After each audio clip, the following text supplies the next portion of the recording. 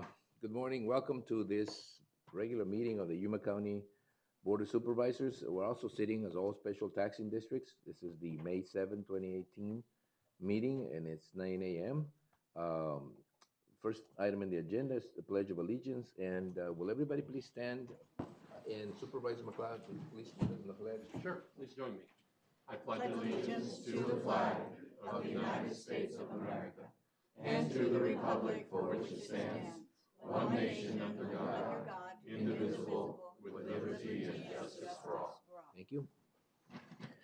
Just say it And- so much slower. The first item that we have here is call to the public. Now, call to the public is just held for the public's benefit to allow individuals to address issues within the board's jurisdiction. Board members may not discuss items that are not specifically identified on the agenda. Therefore, pursuant to Arizona revised statutes, action taken as a result of public comment will be limited to directing staff to study the matter, responding to criticism, or scheduling the matter for further discussion and a decision at a future date. Okay, we'll open this up. I do have well, it's on the budget, so I'll wait till the budget. I do have a card. You don't need a card. If there's something in there that isn't in the agenda that you want to talk about, make sure you just come forth, okay? Meanwhile, I'm going to open the item to presentations, proclamations, and appointments. During this segment of the agenda, board members may discuss the presentations and proclamations or may announce appointments to the Yuma County Planning and Zoning Commission and the Yuma County Board of Adjustment. No legal actions will be taken. Are there any appointments? Yes. Yeah? Okay. Mhm. Oh, I would like to, for District 5, I'd like to announce that Althea Evans and Judy Phillips have both agreed to serve on the county's Parks and Rec Board. wow. Judy Phillips serves on the cities, and so that will be she'll be able to work together with both the county and the city. And Althea Evans is a retired teacher from out at Otondo, Desert Mesa area, so she knows the East Valley really well, so, and knows the kids and the people out there. So those are the two nominations from District 5. Good. You want to do it later? It comes up here on number 4. All right.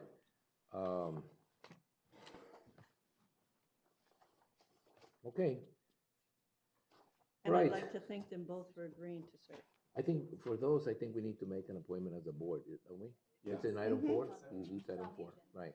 Oh, Okay. it is on the agenda. All right, so, yeah, I was just gonna, okay. I was So, wondering what was all going right, on. the first item then, if nobody here in the public wants to address the board, I'll leave that open, so if anybody wants to talk, and I know you want to talk on the budget, so it's a little further ahead, okay? The next item is a presentation of the county line by Yuma 77, the Yuma County Government Channel, and that comes up in the screen, so. New equipment modernizes how our health district tracks mosquitoes. There's a new healthcare option in historic Yuma, and it could help probationers be more successful. And you may think you're on candid camera at some foothills intersections, but you're not. We'll explain. These stories and more, this is your County Line.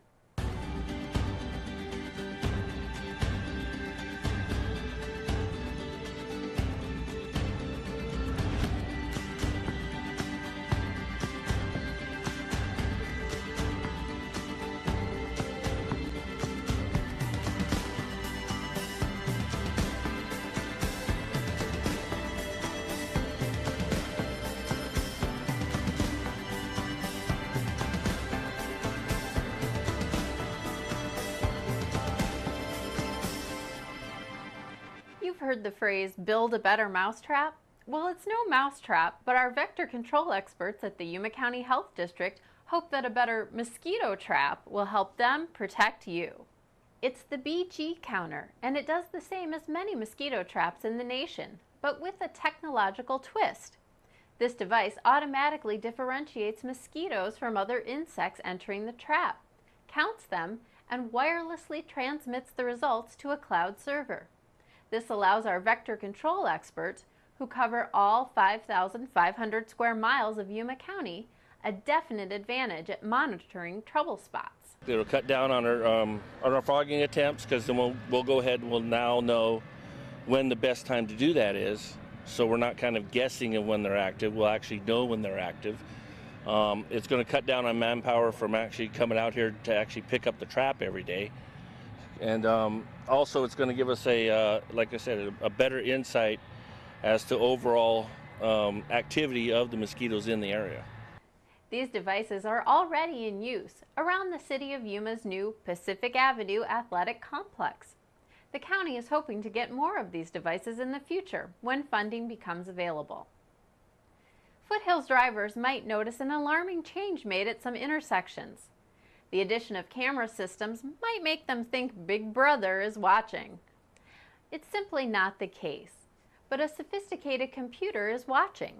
Grid Smart video detection is designed to improve traffic flow through intersections. Basically, the cameras will help eliminate traffic congestion.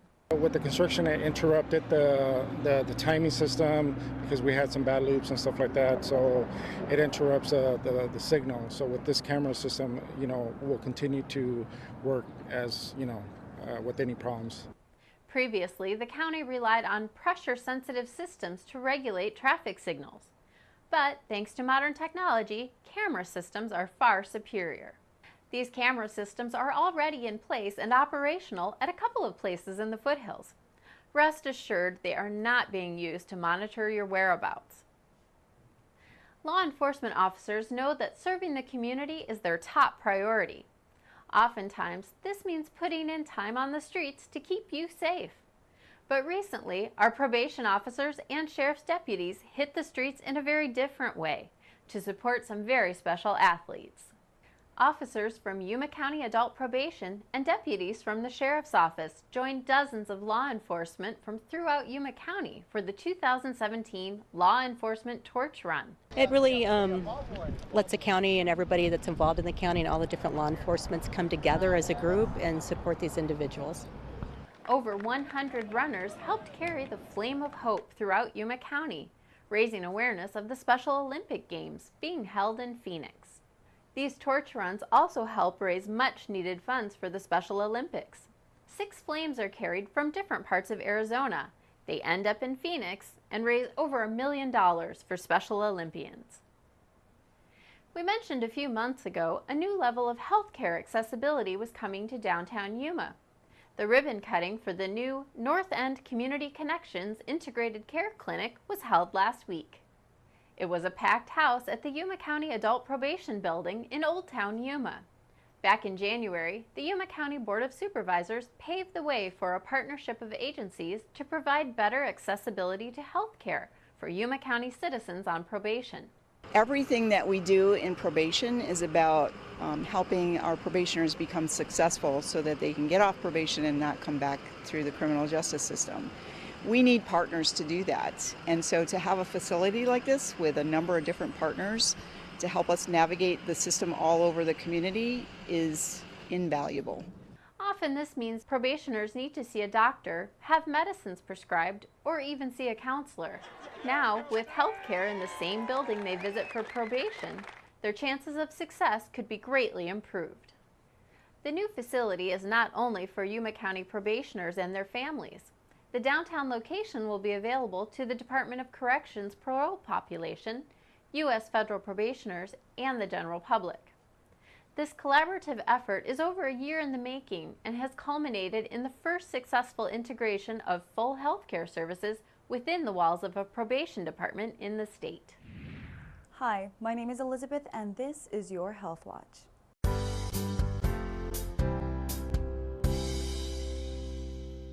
It is that time of the year again when the temperatures are rising, which means we need to pay closer attention to proper food handling to prevent foodborne illnesses. The Health District advises everyone to thoroughly wash hands with soap and water prior to food preparation or consumption. Wash your fruits and vegetables before eating. Avoid cross-contamination of food during preparation by washing cutting boards, utensils, and any food preparation surfaces. Never leave perishable foods out more than 2 hours. If outdoor temperature is above 90 degrees Fahrenheit, refrigerate within 1 hour. Thaw frozen foods in refrigerator, in cold water, or in microwave. Never thaw foods on the counter. Cook poultry and meat thoroughly. Signs and symptoms of food poison may develop within a couple of hours to days after the consumption of contaminated food or drinks. Please seek medical attention if needed. For more information, please contact Yuma County Public Health Services District at 928-317-4550. This is all for now. Until next time, stay healthy, Yuma. The Yuma County Legal Defender is available to those who cannot afford counsel and are appointed by the court. Today, we take a look into this office and the staff who provide the service their clients deserve. We are the second indigent defense office in Yuma County, and the reason we were created was to allow more indigent defense cases to be represented. My office differs from the public defender's office in a couple of ways. One, we're about half the size of the public defender's office, but two, in terms of the kinds of cases that we deal with, we are much more varied. We have to have attorneys who can represent serious felons, and we actually handle the vast majority of misdemeanor cases, with the exception of the conflict cases. The public defender's office, if there are a number of co-defendants who do the same thing, can only represent one of those individuals. My office can only represent one of those individuals, at which point there is an office of court-appointed counsel who would then have private attorneys contracted to represent the additional defendants. In addition, we will take overflow juvenile cases. We will even do overflow dependency cases, appeals. So the attorneys who work in this office have to be prepared to do a wide variety of kinds of law competently. You can learn more about the Yuma County Legal Defender's Office by navigating to yumacountyaz.gov. You'll find them under the Government tab. A programming reminder for those of you interested in the county's budget process. The Yuma County Board of Supervisors and senior staff are busy working on the annual budget. Mark your calendars, there will be 2 special sessions of the Yuma County Board of Supervisors, May 9th and 10th.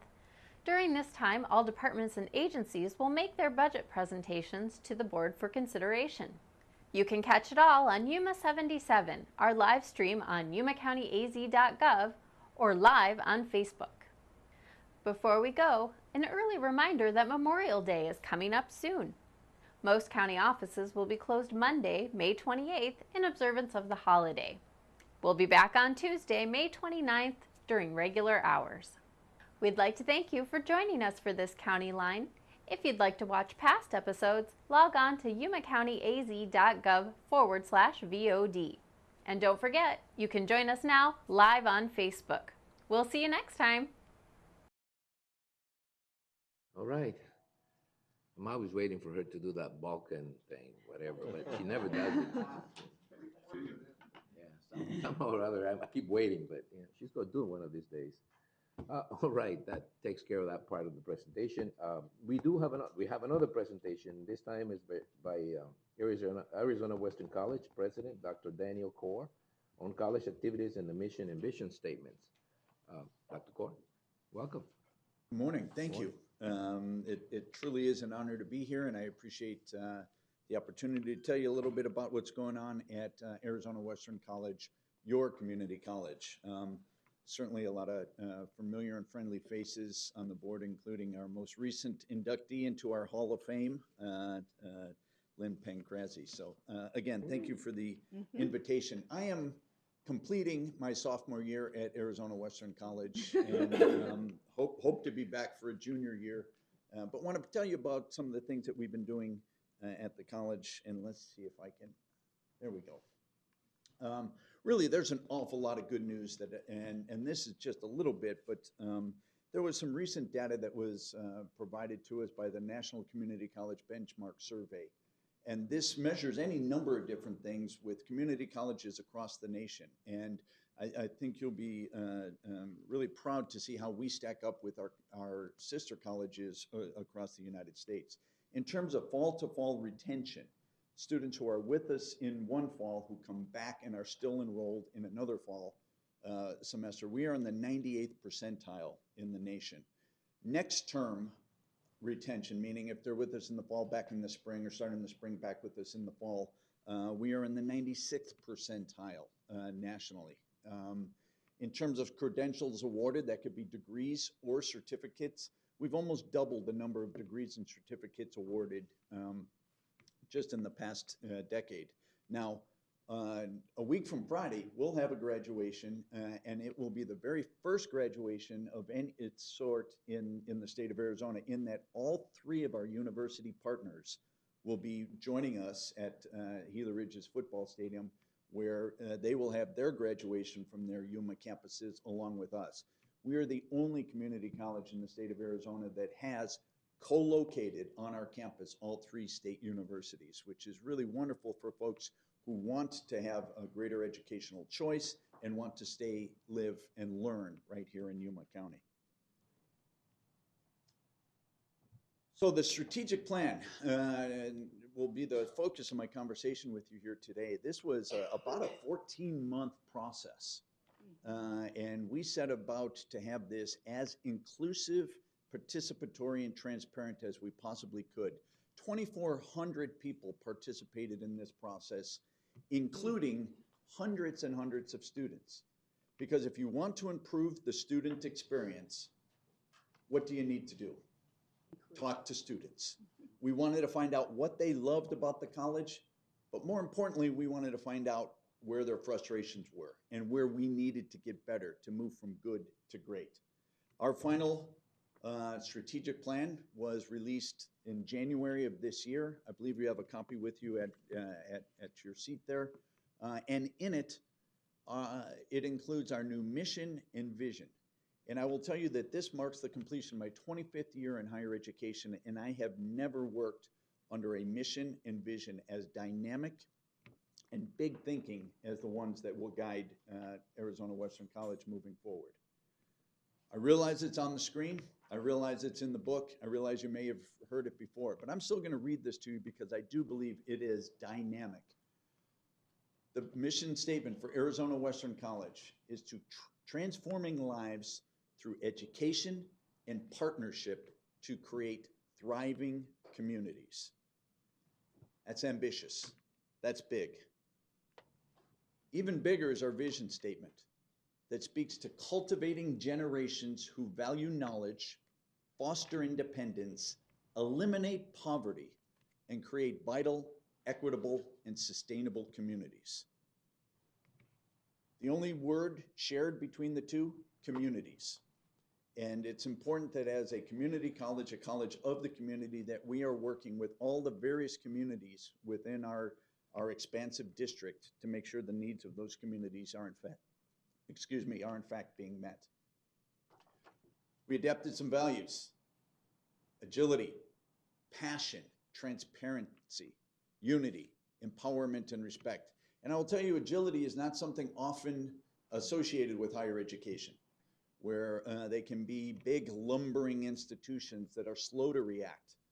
With this document, we commit as a value to being agile and reacting to community needs as they manifest themselves, solve problems quickly, and be part of creating, again, thriving communities. So again, transforming lives, eliminating poverty, creating thriving communities. Arizona Western College is thinking big, acting big in big dynamic ways. I'll take you through those three. Transforming lives. 3/4 of our students are students of color. 71% of our students claim Hispanic or Latino heritage. 55% of our students have English as a second language. And 2/3 of our students are first-generation students. Right? Is this Yes, cool or what? It is. This is the highest percentage of any community college in the state of Arizona, and one of the highest of any community colleges in the nation. We have been recognized nationally. We were featured in a national publication, Inside Higher Ed, for our service to and attention paid first-generation students. This is how you create thriving communities, by creating a college-going culture. I too am a first-generation student. 40% of our faculty are first-generation students. graduates. A majority of our staff are first-generation graduates. This is a big thing, and we have turned being a first-generation student from something that causes uncertainty and doubt to a badge of honor. Eliminating poverty. There's no two ways around it. Our students are profoundly and negatively impacted by poverty. 22% of our students, by the same National Community College Benchmark Survey, have family income of less than $20,000. Just think about that for a second. Over 1 in 5 of our students come from families who earn less than $20,000. Median family income, $34,200. Okay. 54% of our students are fully Pell eligible. This is the largest percentage of any community college in the state of Arizona. Those challenges, I'll refer you back to that first slide where we were ranked in the 96th and 98th percentile. These challenges are not preventing our students from being wildly successful. Creating thriving communities. Arizona Western College is a catalyst for social mobility. 31% of our students moved up 2 or more income quintiles when earning a degree or certificate, when earning a credential. 31% either moved from the bottom 5th to the middle 5th, or the second from the bottom up to the second highest rung. Education and earning a credential from Arizona Western College is, in fact, the key to social mobility and creating thriving communities. This rank, this measure of social mobility, again, put us in the top 2% in the nation and was the 17th highest of any community college in the United States. There's about 1,200 community colleges right now in the United States. We ranked 17th in terms of facilitating social mobility. Our challenge, we need greater numbers of students earning those credentials and staying in Yuma County. So we have what we're calling a BHAC. It is a big, hairy, audacious goal.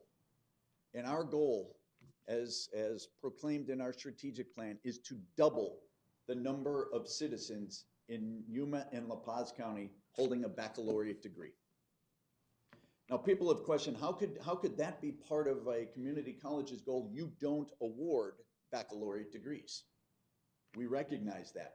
But the college is accepting the role, embracing the role, seeking the role as being the catalyst for doubling that number of baccalaureate attainment by reaching down to our high school partners and partnering with our university partners. So you'll see right now we're in our service district, which encompasses both Yuma and La Paz County, we're about half the baccalaureate attainment range. This is measured by adults 25 and older as to the state as a whole, which lags the United States by a little bit. Our goal is by 2035 to double that number. I normally object to any hair references. If you'd have taken that out, it would have been AWC's bag, you know. It would have sounded better than whatever. Mr. Chairman, we'll take that under consideration. Should have told me earlier. We're always looking to move from good to great. No hair references here. People know that already. Okay, I did that. You're so bad. I do. You know, it's an important. We are looking to serve all our communities, Yeah, well. hairless or hairy. Yeah, that should be your bag. All right. Oh, boy. Yeah, a guy like Boy, nobody Oh, can I've do lost my crowd. I've lost my audience. I know, huh? Um, That's okay. We're doing great. Yeah. Fully, almost half of all graduates in our service district attend Arizona Western College within 1 year of graduating. This, again, is by far the highest in the state of Arizona. The average is about a third of graduates in the service district attend the local community college. We attract over almost half within the first year of their graduation. We're also investing in developing what we're calling a college-going culture. One of the first things I asked my district governing board to do when I was brought on as president of Arizona Western College is to set a special tuition rate for students under the age of 18. They passed that in October of 17, and I'm sorry, of 16. And you'll see that we have tripled the number of students under the age of 18 attending Arizona Western College. This can be through dual credit or concurrent credit. They pay $25 a credit hour, meaning a regular, typical 3 credit hour course is just $75. There's something special behind this because we know the data tells us that the magic number is 2. As soon as a high school student successfully completes 2 college level courses, it's inevitable that they will go to college. And they will succeed at much higher rates than those high school graduates who have not taken a college level course while in high school. We need to blur the lines between high school and college. We need everyone in high school either in college classes if they're academically capable or taking care of the remediation that they will need to be successful in college. I have no doubt that this number, almost 1,200, is going higher. I anticipate that next year will be somewhere close to, if not at 2,000, and we're just scratching the surface. There are students who want to be in college, and if they're academically capable, we do not want finances to be a detriment to their attaining college credit while in high school. We also know that it makes sense. If you start college when you're under 18, you'll graduate. You'll earn a credential in less than a year. If you start later, there's more going on in your life. You're taking fewer credit hours. It takes significantly longer to earn the credential, if in fact you ever do earn the credential. Creating a college-going culture among our youth is critical to this community and important to Arizona Western College. We also make sure, and it was part of the title of this presentation, we are not just a community college, we are a college of the community. And we are locally governed. Similar to this board, I report to a 5-person elected governing board. We are committed to being responsive to local needs, whether that's through our programming or outreach to the community. And frankly, the 3-legged stool of funding that community colleges in Arizona were funded under, which used to call for about 1/3 state aid, 1/3 tuition, and 1/3 property taxes, is gone. And you'll see that we are about 2/3 dependent on local property taxes and less than 1/4 of our revenue derived from tuition. And the state aid, they're depicted at 5.8, is actually going down next year. We haven't passed next year's budget, but it'll be closer to a tick above 5%. So it's important that we remain locally responsive because frankly, it is the taxpayers of this community that are funding our college. With that, I would love for you or anyone in the audience to let us know how we're doing. Yes, that's my cell phone. It's on my business card. I want to hear how we're doing. I want to hear how you and your constituents love the college, how important it is to them, but I also want to hear how we can improve service to the communities that we work at. That is my Twitter handle. I currently have 310 followers. My goal is to meet and surpass Beyonce in terms of Twitter followers. So, if you haven't followed me yet, there's room for growth there. And I will leave you with something that I'm fond of saying, and we are all fond of saying at Arizona Western College.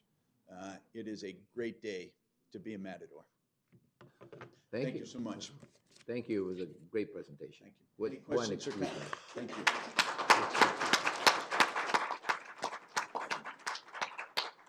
Thank you so much. Oh, you're welcome. Thank you very much. You could, not you, but everybody else can say something, okay? You have a chance now, so if you don't take it, don't say I didn't, give you an opportunity to say something. Anyone? Yes, thank you, Dr. Kaur, for all the stuff that you're doing out at AWC, for the wonderful programs, and for the high school college link. There are so many students in Yuma Union High School District who are taking AWC classes, and some of them are graduating with an associates at the same time that they're graduating from high school. Yeah. And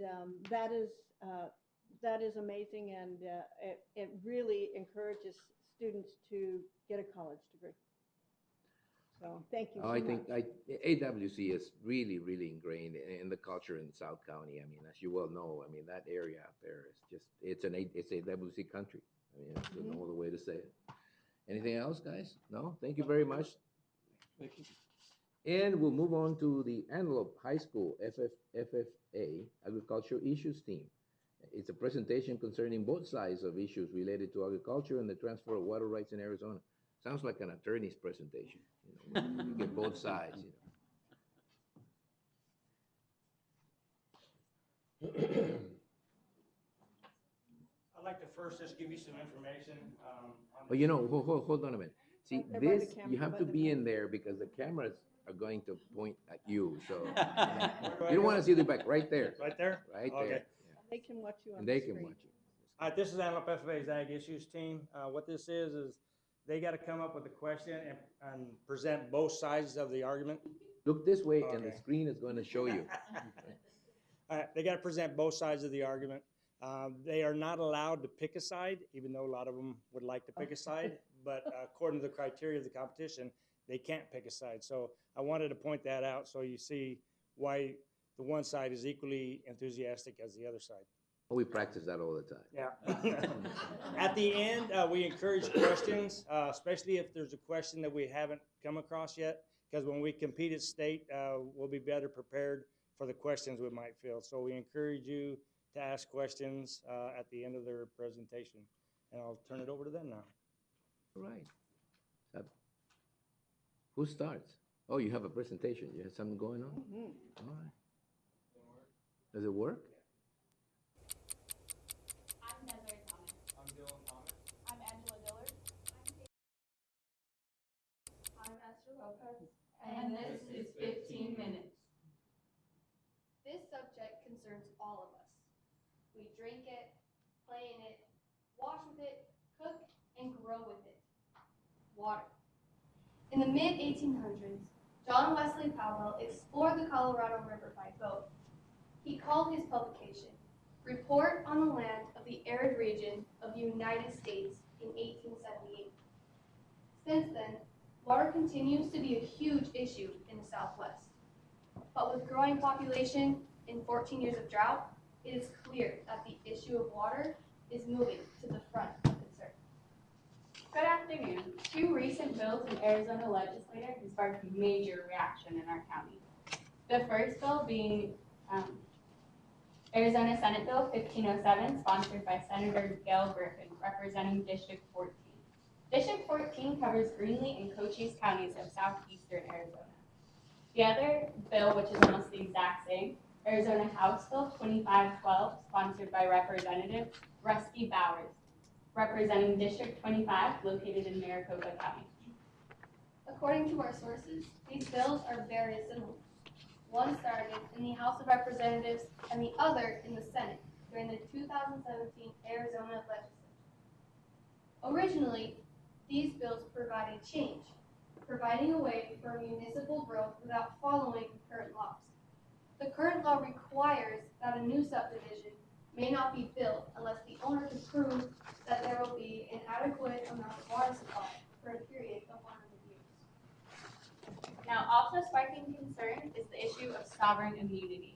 In the case of water disputes, sovereign immunity means someone claims to be above certain lawsuits under the protection of the 11th Amendment of the U.S. Constitution. Our team will attempt to present both sides of one portion of the Arizona water issues.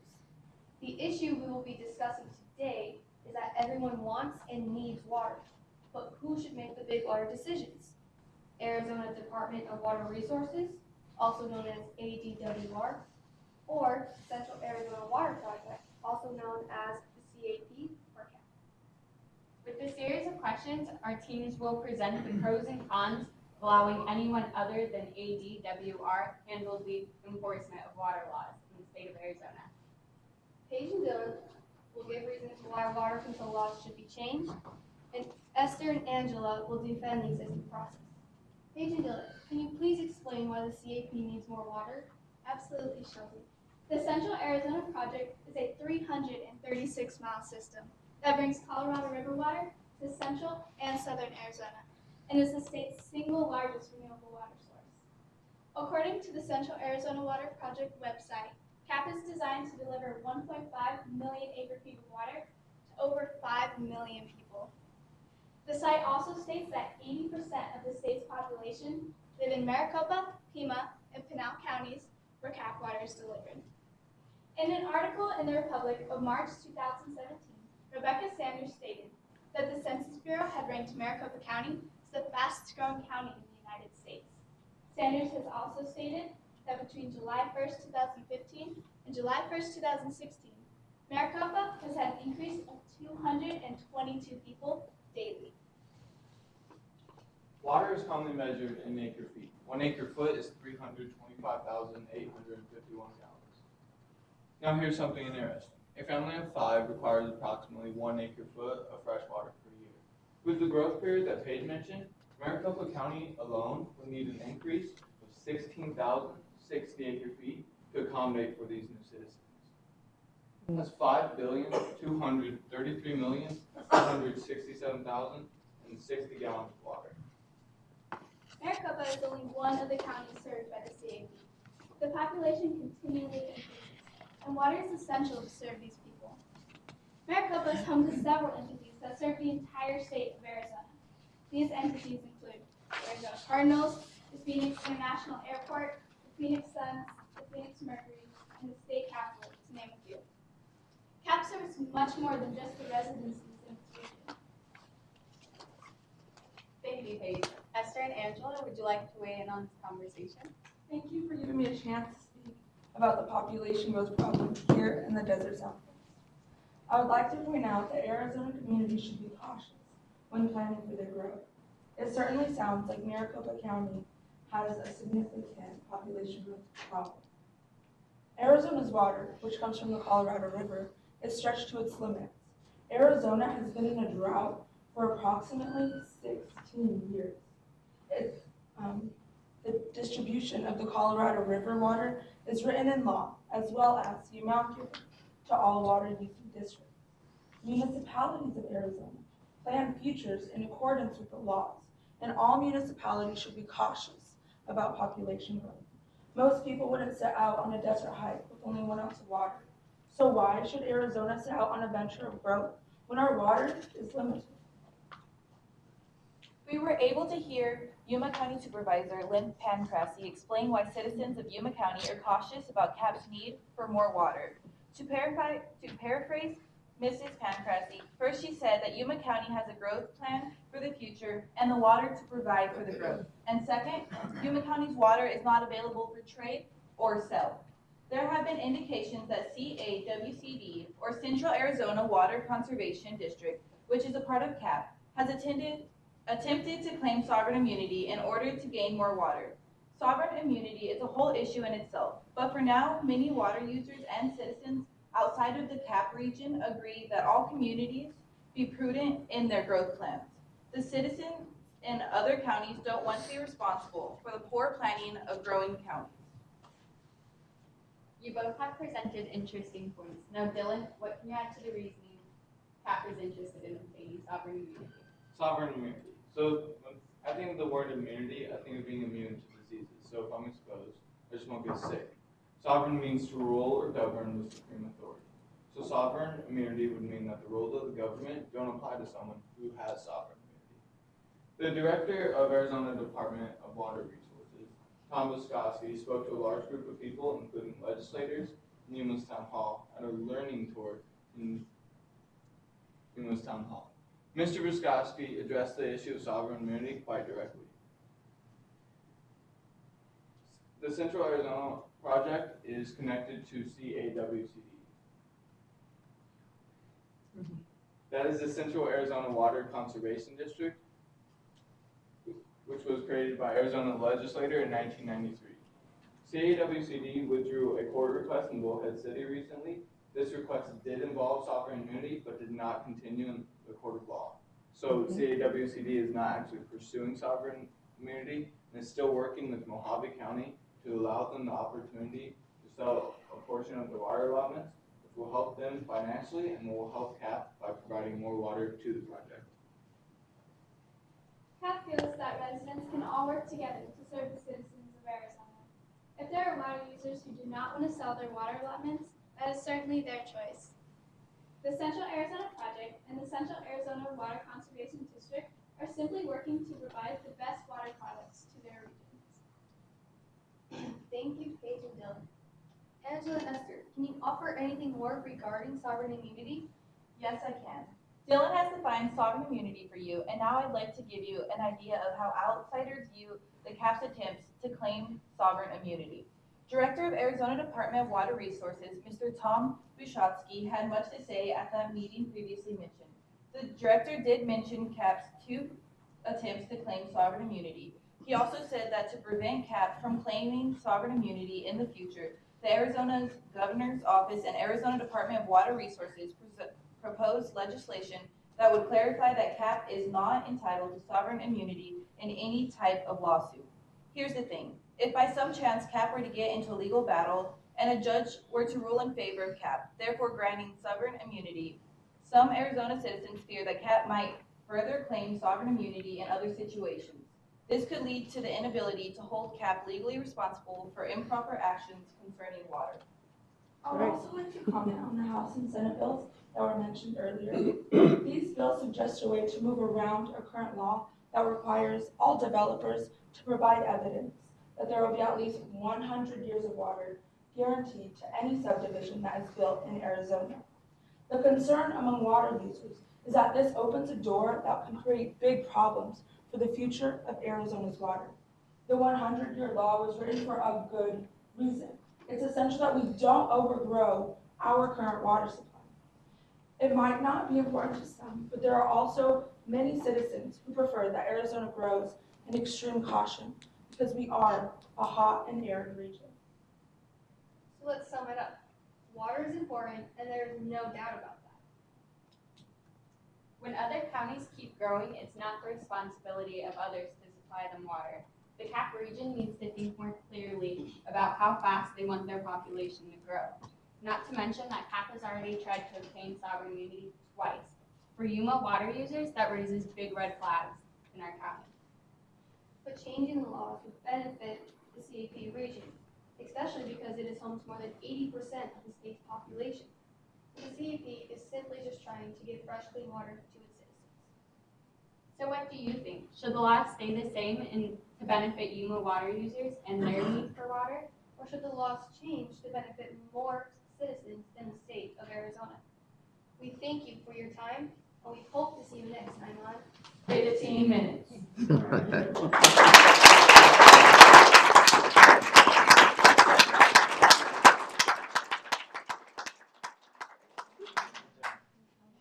Well, okay.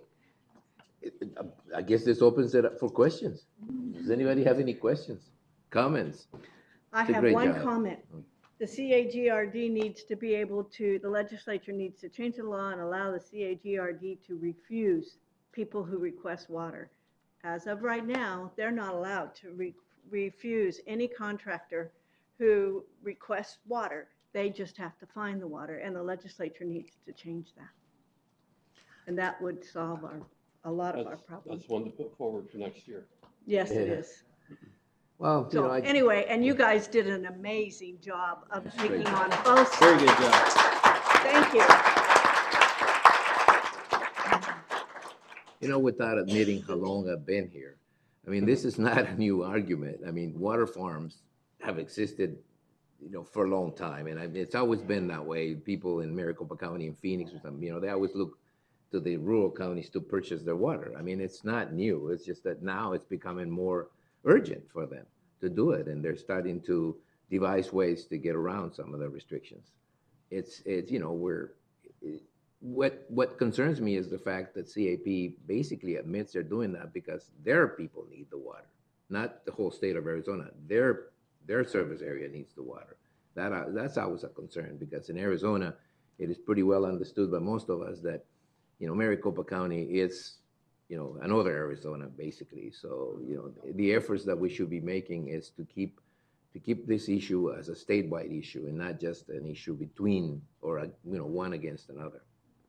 Right.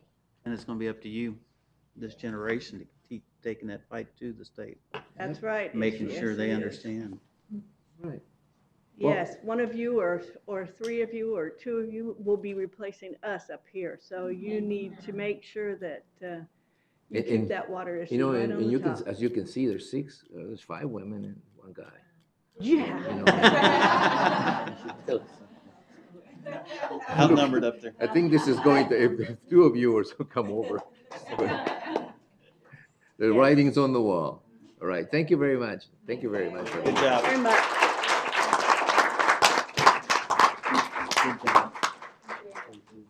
Thank you. Oh, yes, we want a picture with you guys. A photo up, huh? Yes. A photo up, ladies. Thank you, thank you. Thanks. You want to do that? Thank you. Want to take a picture Thank with you. them? Yeah, let's go down below and take a picture with them. Who knows if we're gonna be down there? Oh.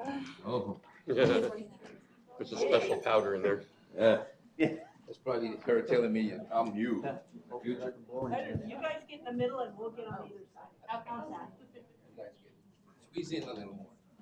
Especially if Supervisor McLeod is this.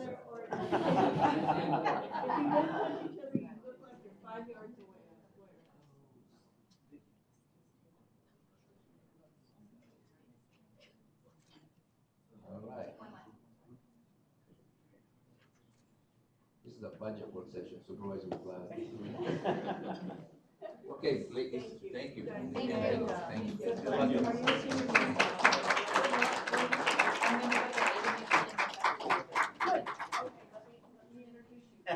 Dr. Cord, this is one of your students.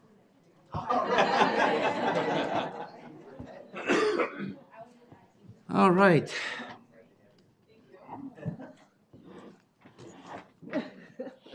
Better not open this. All right. The next item in the agenda is for the county of. Need to get in student government, I just want to tell you. Okay? Okay. We will have to wait a little while until, that's. Sorry. All right. Then on the next item is where the chairman proclaims the week of May the 6th to the 12th as Yuma County Nurses Week. You know that nursing program at AWC? Oh, yeah. That nursing. Yeah. I was going to say that nursing program at AWC is really producing very good quality students out there. You need to double it or triple it somehow. It's really, the nursing shortage is pretty bad. Let me read this first and then get to you. Okay, this is a proclamation proclaiming the week of May the 6th to the 12th in 2018 as Yuma County Nurses Week. Whereas nearly 3.1 million registered nurses in the United States comprise our nation's largest healthcare profession, and whereas the American Nurses Association, as the voice for the registered nurses of this country, is working to chart a new course for a healthy nation that relies on increasing delivery of primary and preventive healthcare, and whereas professional nursing is an indispensable component on the safety and quality of care of hospitalized patients, and whereas the demand for qualified registered nurses services will be greater than ever due to the aging of the population, expansion of life-sustaining technologies, and the growth of home health care services, and whereas along with the American Nurses Association, the Yuma County Public Health Services District has declared the week of May 6th through 12 as National Nurses Week with the theme Nurses Inspire, Innovative, and Influence. Now, therefore, I, Marco Antonio Reyes, Chairman of the Yuma County Board of Supervisors, hereby proclaim the week of May 6th to the 12th, 2018 to be Yuma County Nurses Week and honors the registered nurses and those who serve them during this week and throughout the year. In witness whereof, I have hereunto set my hand and affixed the official seal of the Board of Supervisors. This is done at Yuma, the county seat, this 7th day of May, 2018. Marco Antonio Reyes, Chairman of the Board, and it's now up to you. Good morning, Chairman Reyes, members of the board. Thank you so much for your proclamation. And yes, nurses are essential. Oh, you're supposed to begin with, I am Diane Gomez. Oh, I am Diane Gomez, the Director of Public Health. I'm here so often. Thank you for the proclamation and for having me here today. And yes, nurses are essential. They're our frontline staff. And yes, AWC has an awesome program. My son is just wrapping up the first semester, actually, in the nursing program. I'd like to invite Jason Bradley, who's an instructor here and also representing the Arizona Nurses Association, to join me. Because yes, Because we do. We, in public health, we have clinical partners. We depend on institutions to turn out more nurses, to promote the profession, and to advocate for more young people going into this profession. As you said, there's a nursing shortage, and so we need everybody on board. Would you like to add anything? No, other than just saying thank you very much for the proclamation. I'm the local president of our nursing association here in this county. We are again this year holding our now 10th annual Yuma County Nursing Celebration this Thursday.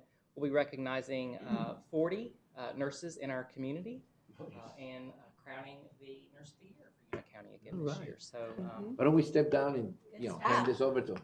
It was in the newspaper today. yesterday, Sunday, actually, yes, all of our yes. nominees were featured in the paper yesterday. Yes, they were. So if the nurses will join us. You can tell them if they're behind them on YouTube.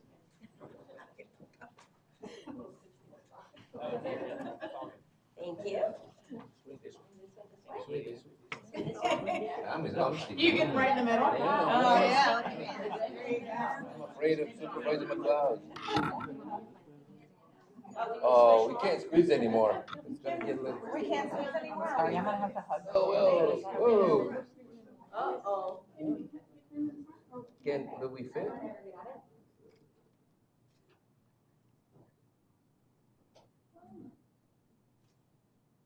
This is a fun way of telling us to lose some weight. We don't fit in the picture. Thank you.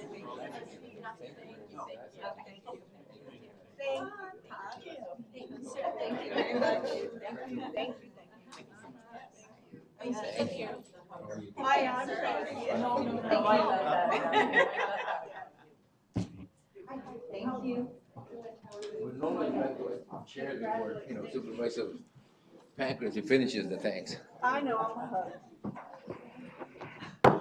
All right, that's sort of clearing up the room. It's not intentional, but it just so happens, huh? All right, let's see. Let me get back to the agenda. The agenda has, then we're moving on. This yours? This is mine then. The consent calendar. We're moving into the consent calendar now. The consent calendar has the following items that are listed under the consent agenda, and they will be considered as a group and acted upon by one motion with no separate discussion, unless a board member so requests. In that event, the item will be removed from the consent agenda for separate discussion and action. There's items 1 through 7, right? Yes. I'll pull out item number 5 just in case you don't pull it out, Supervisor Porches, because it really is important. Okay, so items 1 through 7, do I hear a motion to approve them as presented?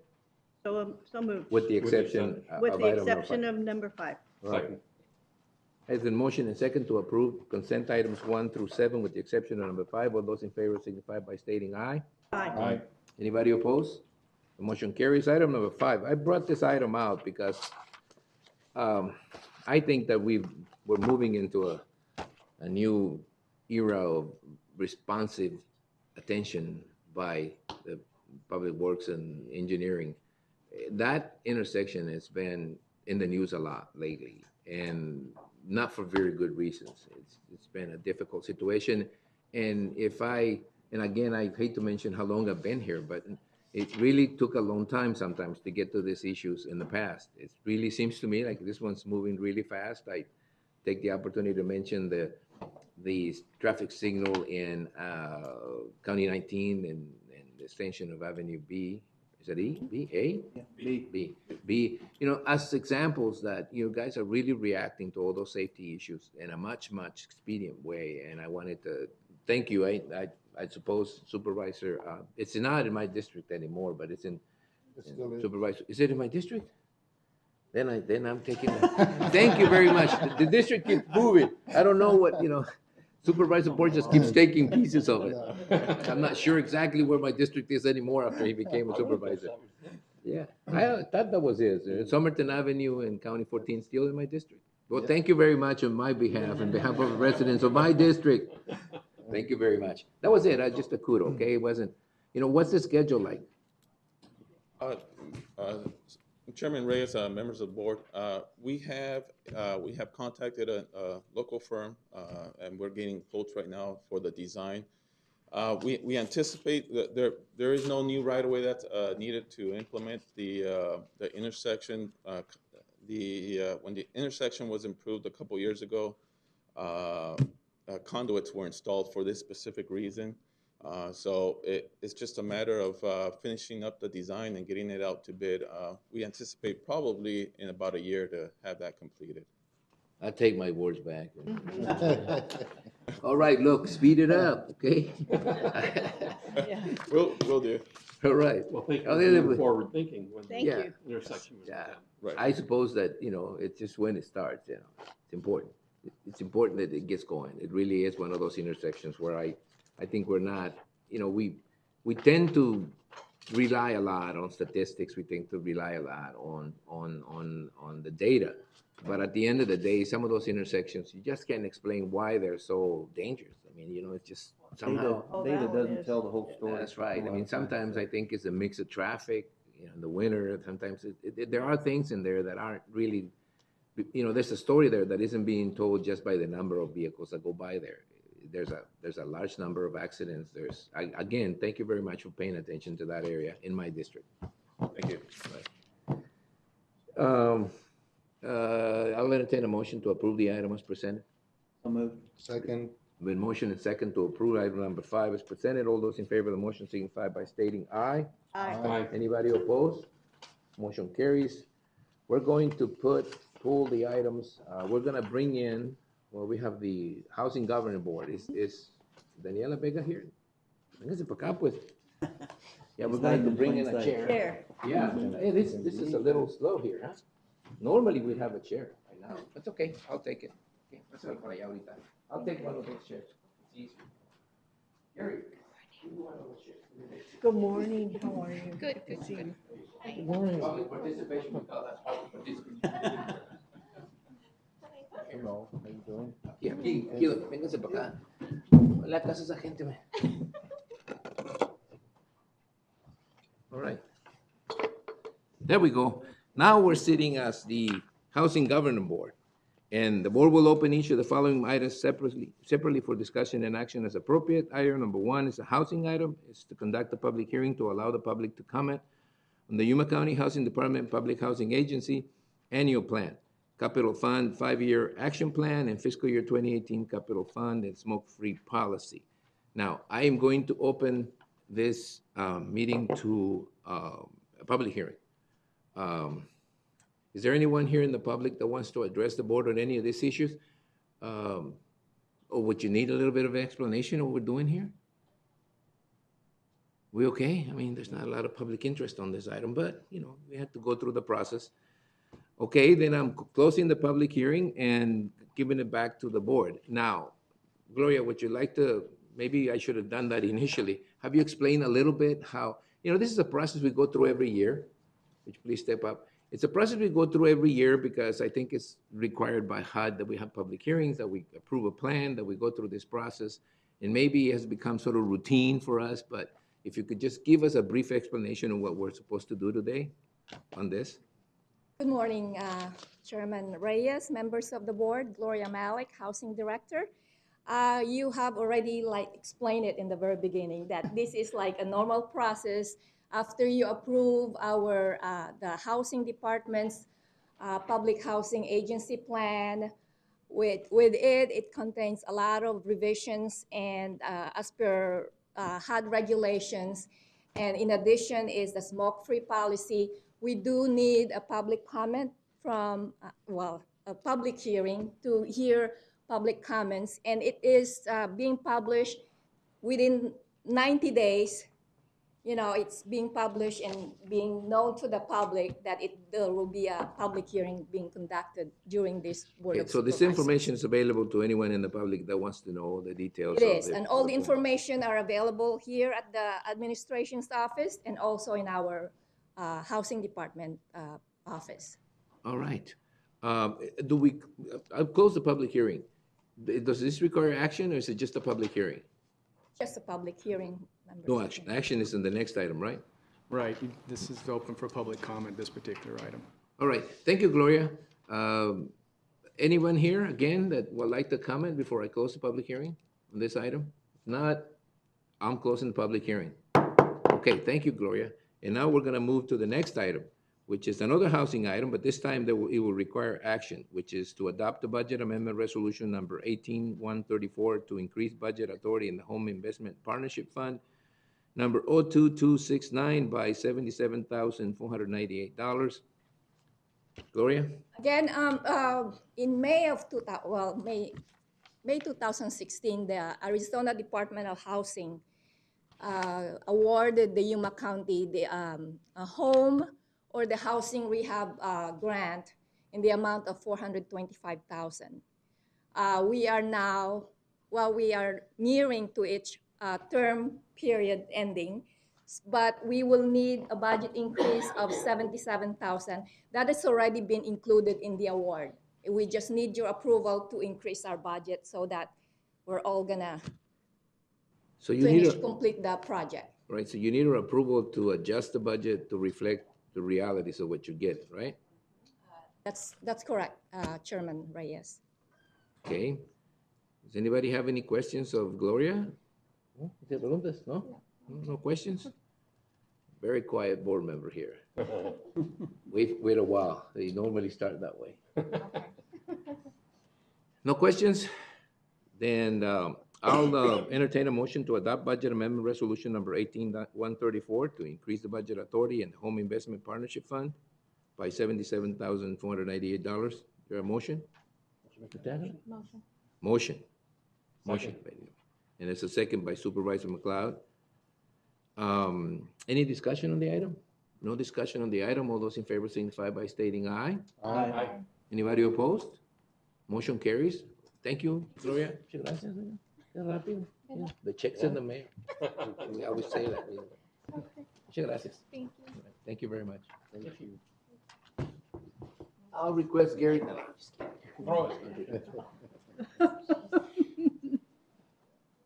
Here we go, Gary. You seen it?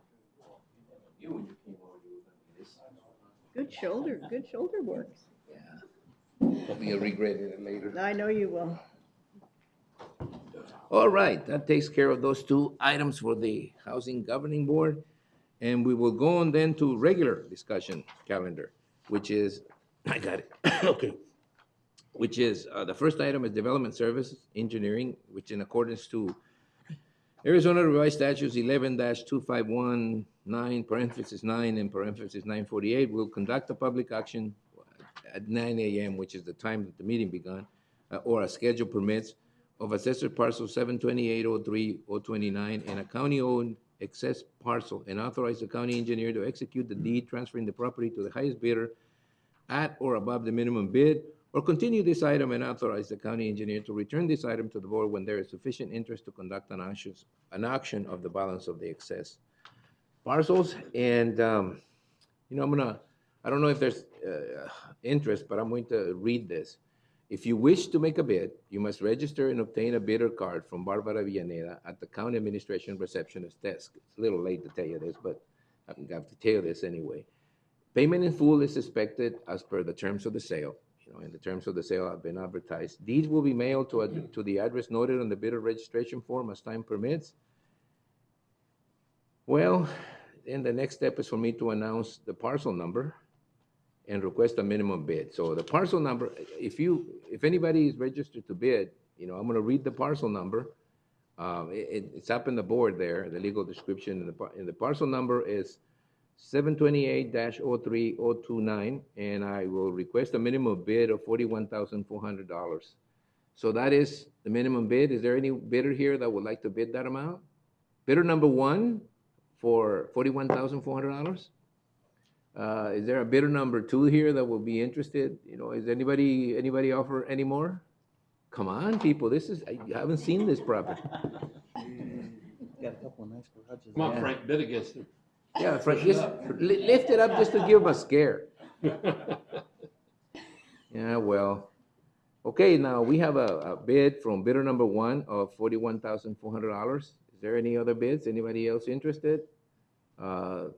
This parcel is going once, it's going twice, it's gone to bidder number one. Let the record reflect, please do not tear up in, the bid card or something, because you're happy. I've been told here, do not damage the bidder card in any way, shape or form, or this will increase that by $10,000. Turn them over to Barbara as you leave, or leave them on the counter. Okay, I have acknowledged the highest bid. Congratulations. Congratulations, you own it. Mr. Chair, Yes? it requires the board to Oh, approve. it requires the board to accept Thank you. it. Mr. Chairman, I move that we accept the bid of $41,400. I second, okay, I Darren. thought it was a monarchy here. It didn't work out. So there's the bid, there's a motion by Supervisor McLeod Darren's first. and Supervisor Simmons second the motion. Any discussion on the motion? Can we change the amount or anything? I should have said No 44. discussion in the motion. Do you want us to include in the motion the amount? Okay, so the amount is $41,400. That's the motion. Okay, any more discussion on this item? If there's no discussion on the item, all those in favor of the motion signify by stating aye. Aye. Anybody opposed? It's yours now. All right, good luck. Congratulations. Take Thank you a very hard much. look at the property across the street too, see if you'd like that. That will be going for like much more than this.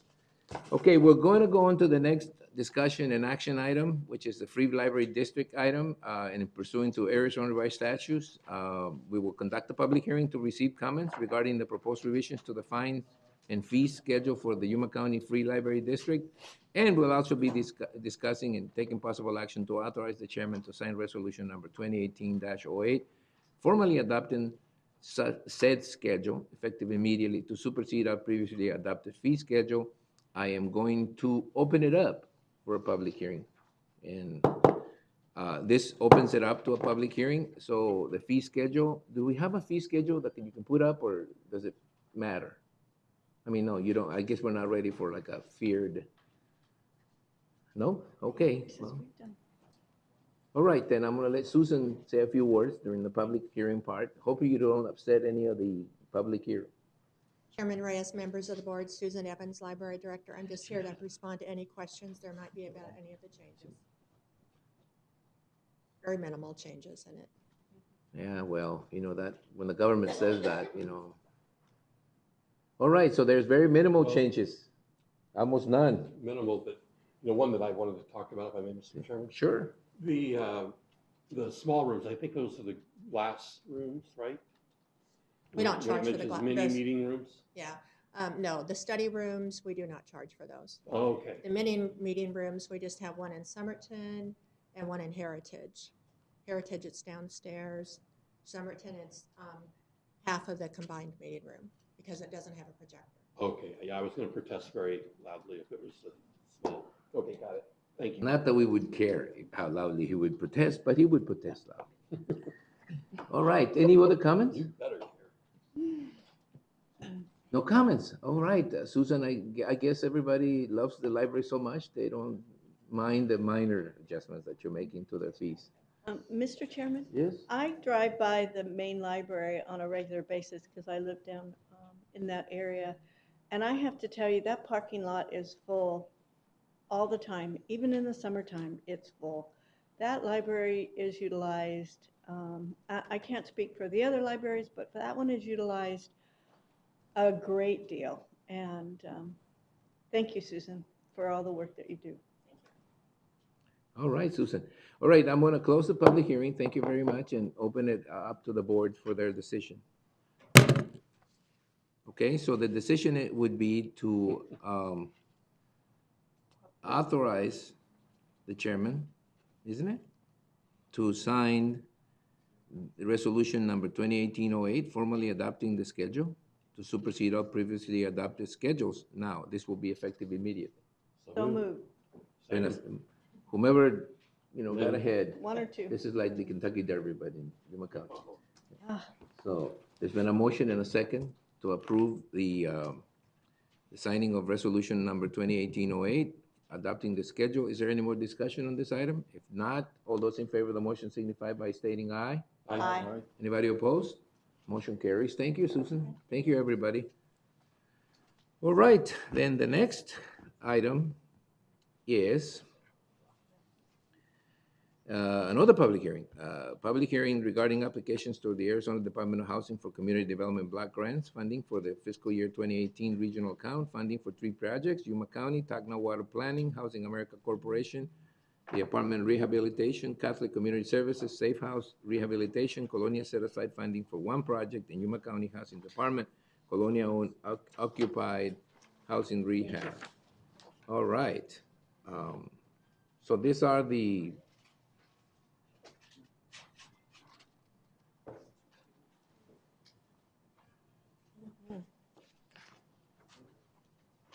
all right then. Let me open the public hearing first, okay? So that the public has an opportunity to participate as it goes along. Yeah, I guess. I mean, we could do it both ways. All right, I'm going to have you present the items, and then I'll open the public hearing, okay, for comments, okay? Right. Good morning, Mr. Chairman, members of the board. My name is Diana Veloz. I'm with County Administration. And today I'm here for the public hearing and to also ratify the applications for the Community Development Block Grant of fiscal year 2018. Back at the beginning of this year, January 3rd, the Board of Supervisors, at the Board of Supervisors meeting, the board did rank some of the projects that were submitted by the community for CDBG funding. Now, with the exception of 1 applicant withdrawing their application, the projects for the regional account are as follows: Housing America, Orchid Street Apartment Rehabilitation, Community Catholic Services Safe House Rehabilitation, and the Tacna Water Planning Project. For the Colonia set-aside funding, which is competitive funding, we have the Yuma County owner-occupied housing rehabilitation. And with that said, I apologize, staff has not received any verbal or public comments on any of the applications that will be submitted to the state. And one more thing, last week, the U.S. Department of Housing and Urban Development, known as HUD, they released the allocation for the CDBG, and there is a slight increase, although we don't know what Yuma County will be receiving at this time. We do know that the state is receiving an extra $1 million. For the whole state? For the whole state. Okay, and then there are different pots, so are you familiar with which pot it's going into? I mean, is it the regular regional pot, or is it It's going into the regional account. The competitive account? But they'd still take out money for administration and. Oh, okay. I guess, okay. Maybe I did not ask it correctly. I mean, they're receiving $1 million extra, but you, at this particular time, do not know whether that's going to be distributed to the regional WACOGs or whether that's going to remain in the competitive fund. It is being distributed to the regional account, Oh, so WACOG, and WACOG hasn't come out with the calculation for the counties yet. Okay. So what that would mean is that there would be a little extra more money coming into the different regions in the Western Arizona Council of Governments. But $1 million for the whole state doesn't seem to make much of doesn't seem to have much of an impact. Mr. Chairman, members of the Nancy board, Nye, with County Employee of the Year. I just wanted to throw in that, you know. She's blushing. Thank you. Isn't that part of your official title? You now have to say, I'm Nancy Nye, you know, Grants Coordinator, Employee of the Year, recipient. Wear you know, the that kind of tag. stuff. Yeah, the tag. Oh, a crown. Come on. I just want to clarify the answer to your question. It is proportionately distributed through the, so the $1 million, they take out administration costs, the set aside for Colonia, and then approximately 85% is distributed under the regional funds, and in that sense, from there allocated to the COGS for distribution to projects. Does that make sense? Yeah, that makes sense. Yeah, it's an answer. Yeah, it's distributed, so. So for the $1 million, by the time that's dwindled down to Yuma County's allocation, I'm not foreseeing a huge increase. Yeah, it will be tens of thousands of dollars maximum. Yes. All right. Thank you very much. I'm going to open this to a public hearing, CDBG public hearing. Is there anyone here that would like to address the board on this particular issue? This is the CDBG distribution list. And you've already mentioned the projects. Is there anyone that represents any of the projects here? Nobody from the Catholic Community Services? Nobody from Housing America or, well, TAGNA? I know they got their representative in the board here.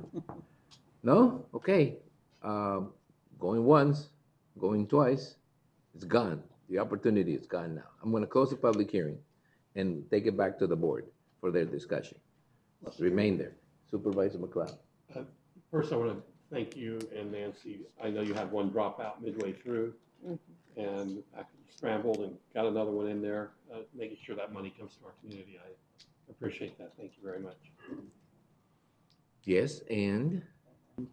Ready for a motion? Or? I'm Well, ready. I just want to make one comment. One. Good. I'd still like to keep TACNA number one on the list because the funding is very limited as far as where they can get money to get the preliminary engine report done. No, And we all get assume that if it was listed on top, it would remain as one of our top rated. We'll talk about it later. It is number one. Okay. Sure, yes. All right, so this is basically the rating. Number one is TAGNA, number two is Housing America, number three is Catholic Community Services Safe House, and then the Colonial Set-Aside competitive application goes out on their own. So, it competes with other ones throughout the state. Is there a motion to that effect? Mr. Chairman, I would move that we do adopt the list as presented to us with one caveat. I'll also adopt resolution number 2018-13 authorizing submission of applications and authorizing the chairman to sign the application certificate statements, the closure reports, and all necessary forms for the applications. And I would amend that just a little bit, if I can, that anything that we get in additional at the end, if we could direct that to Catholic Community Services Safe House, because the needs are constant there. And that, Mr. Chairman, that would be my motion. All right, so we're going to leave the amount for the Catholic Community Services line item to be adjusted as funds become available. Is that okay? Because the other ones seem to be pretty set. I mean, I'm not asking, I shouldn't be asking, is that okay? Is that okay with the rest of the board? What about TACNA's water? No, they got their own set aside. That's all they need. $25,000 for what they need. Okay. Can I just say that we do have the administration fund that we also use as a contingency fund, which if there's projects that do go over, we get money from that fund to go towards those projects as Oh, good. well. Okay. If they do go over.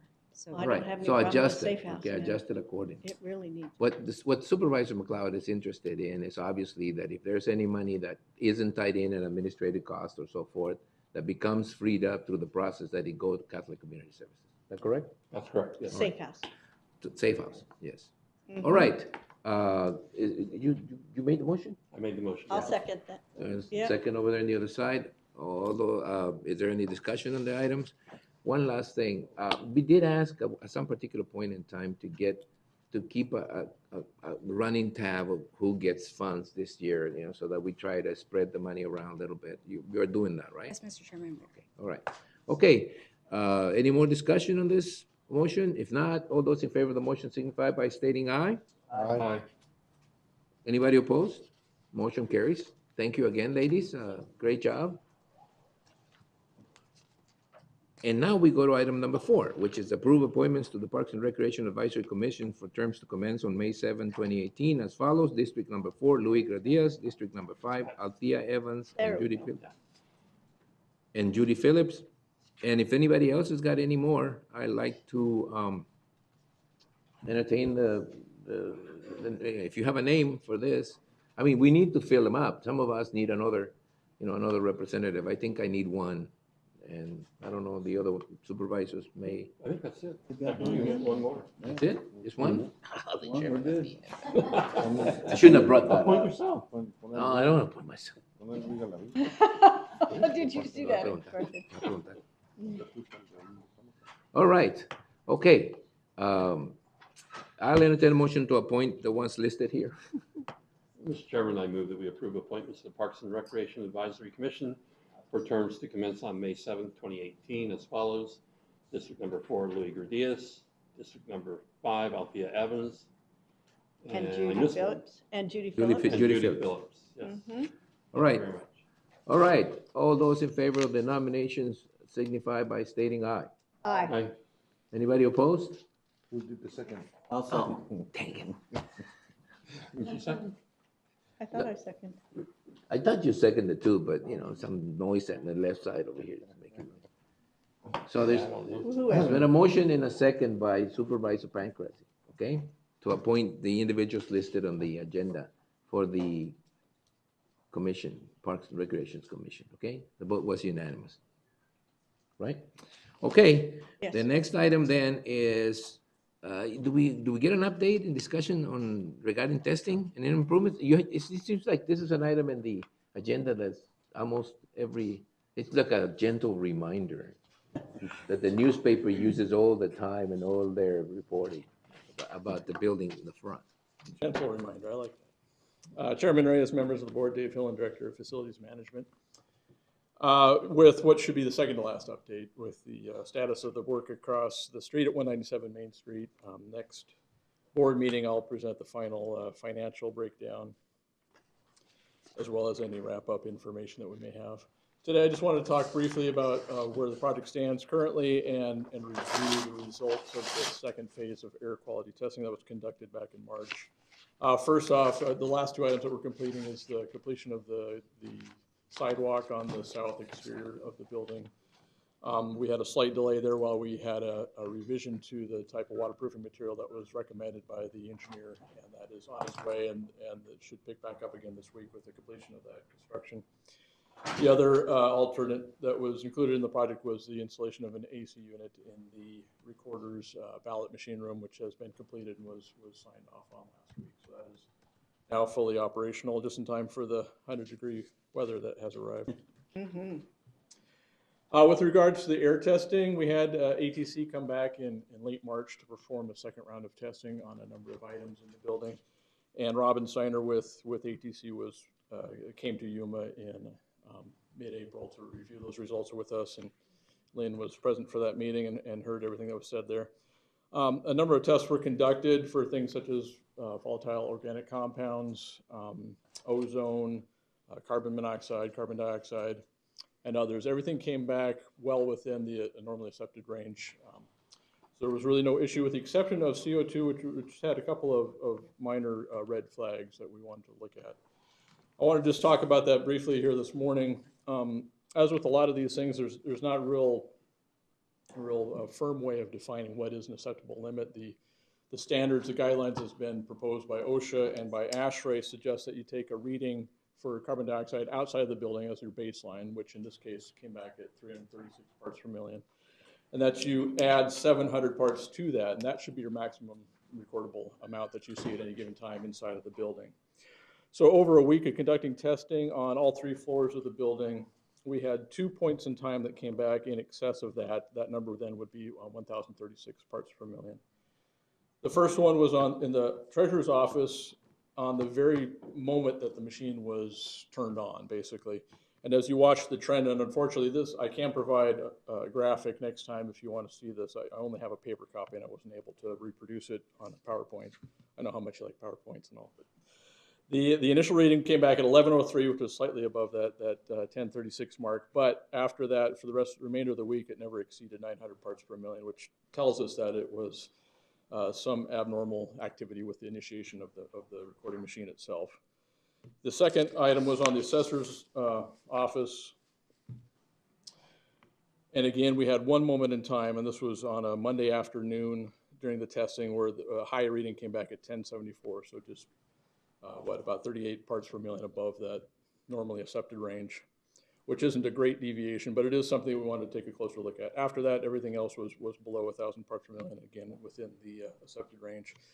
So going back, our HVAC crew went back this past week to take a closer look at the 3rd floor. We have 3 air handler units on that floor. We did discover one outside air damper that appeared to have been damaged somehow, and it wasn't opening fully to 100%. It would only go about a third of the way open, and we think that's the culprit. So we took it out and performed some repairs to it and reinstalled it. It appears to be functioning well, and what we're going to do then is take some follow-up readings this following week to make sure that we are staying at least below 1,000 parts per million on that third floor. With that having taken place, we feel that everything is under control, and again, that we shouldn't have any further issues with the CO2 reading. Okay. That completes pretty much our work for that. Any questions, comments? No? All right, well, thank you very much for the update. And we'll move on then to the meat of the presentation this morning, of the meeting this morning, which is the budget presentation. This is County Administration, Office of Management and Budget. This is the presentation summarizing the recommended fiscal year 2018-2019 budget for Yuma County. Gary, you asked to speak. You want to speak after the presentation, or do you want to say a few words before the presentation? Before? Let him say his few words before you do it, because what? Naeem? Oh, that's okay. Well, this will be a call to the public thing then. Okay, fine. All right, introduce Naeem, and then I'll have you go next. Okay, Gary? I wanted to take this opportunity we have a guest here, our Executive Director for the Greater Yuma Port Authority, Naeem Duran. So I wanted to introduce him and let him just say a few words. Oh, thank you. This is really unexpected. Naeem, Naeem, my name is Naeem, and I know you're not going to face Naeem. Training, face this way. The cameras are over here. You have to stand there like there, right? Everybody else will see you in the screen. Okay, you have to face this way and speak, clearly with the identifiable voice. Yes. We need your social security number, your checking account number, your birthday. I can give you my checking number, my routing number. Again, thank you very much. My name is Naeem Duran. I've been recently appointed Greater Yuma Port Authority Executive Director, and I'm very excited to be part of this great team. I've had several meetings with several of our board members and community members as well, and maybe hopefully sometime soon we'll be able to meet. But I'm open to suggestions. I'm open to the public. I'm open to any kind of input that could better the economic development of Yuma County. So thank you very much. All right. Thank you. Hey, wait, Naeem, wait. You got to stand here until I ask the rest of the board. Is there any questions, comments? No? Is that okay? Fine. Now you're welcome aboard. Thank you. All right, Gary, you're next. Gary Wright. All right. Okay, I'm facing forward so you can see me. Please put a timer on him. I've been on him from the back. No, I'm just kidding. I'm Gary Wright. I'm been a resident here for 38 years, former school teacher, 30 years, former board member for Yuma Elementary School District, and in the past city councilman for the city of Yuma. Well, I'm here today, because I was reading an article in the paper, it says county supervisors to view proposed budget plan Monday. And I know the annual budget for the Board of Supervisors is probably one of your greatest challenges each year. I know it was for me when I was doing budgets. But the board is faced with some unintentional and expenditures such as that will come from the state, like, lack of funding and an increased cost of the pension plan, and also other expenses that the legislature, throws a burden on the counties, and those increases. So those are things that you can't plan for. You just have to react to it. Those are your unintentional ones. But the intentional ones, I have concern about. And the intentional ones you can control. And one of those things that appeared in the article was salary increases. And I have some concerns on that intentional increase on salaries. One, when you do a salary increase, is it equitable to all employees on the monetary side? For example, you have, people that have a lower salary, has a bump, but for those who have a higher salary, it's a definite raise. And my concern is that equitable, and we all believe in everything being equitable, don't we? The second concern I have on salaries is are we prioritizing our salary increases in the county? In other words, are we looking at the responsibilities of all the county positions? And are we looking at other alternatives such as merit pay or performance? Because you can increase employee salaries, but do it in a way that, you know, reflects responsibility, such as your law enforcement people. I have a great respect for law enforcement people. They put their lives on the line every day. And so are we competitive on the state level in our law enforcement? So I have concern there. The other thing about salary increases I have concern about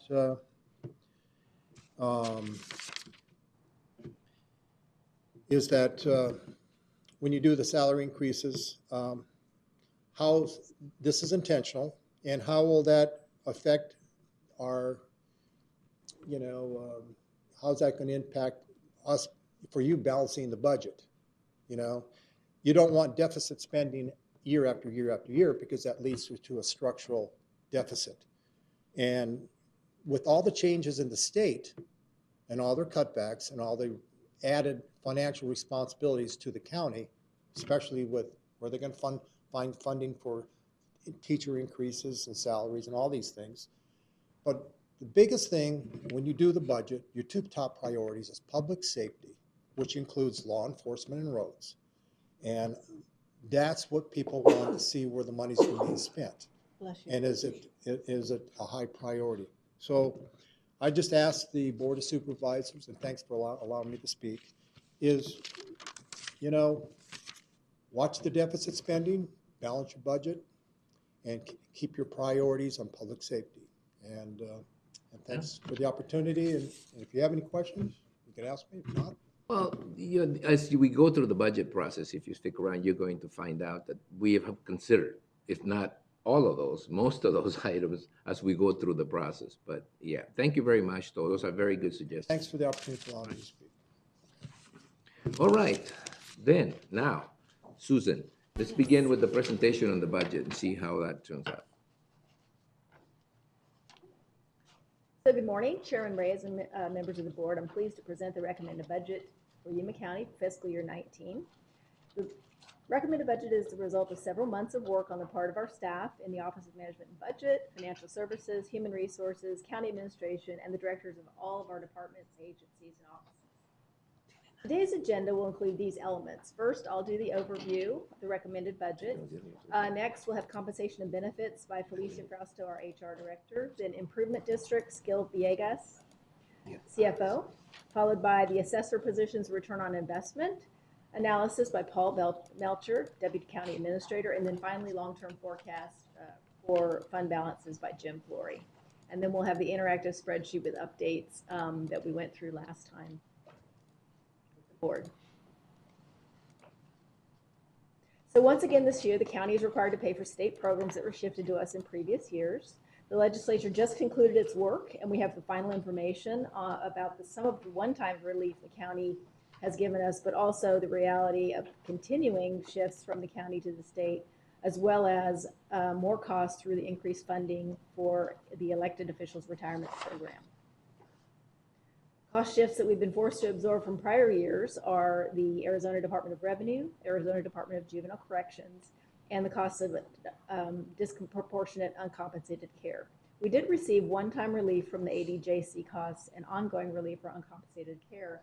But then the following year, there's no guarantee that ADJC is not going to pop back up to its current amount. In addition, we have the additional burden of $757,000 for the EORC program. So the county identified a number of goals going into the 2019 budget process. We took a baseline approach, meaning that we looked at every expenditure from the ground up to determine the necessity for that expenditure and the appropriate funding. Our top priorities this year were to keep health insurance increases as low as possible, fund a modest wage adjustment for all employees, and address critical personnel, equipment, and capital needs that have been building over time. We also worked to ensure the stability of all funds. I'm very pleased to announce that health insurance premiums will remain the same as the current year, and this is due to the leadership of our Employee Benefits Trust Board as well as the Board of Supervisors.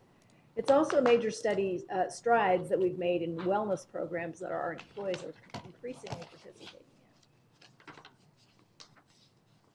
in. Among our challenges for this budget, as mentioned earlier, are the burden of state shifts and funding responsibilities. There are other funds that remain uncertain in the long term, such as the federal payment in lieu of taxes or PILT program, which funds a significant number of positions in essential services.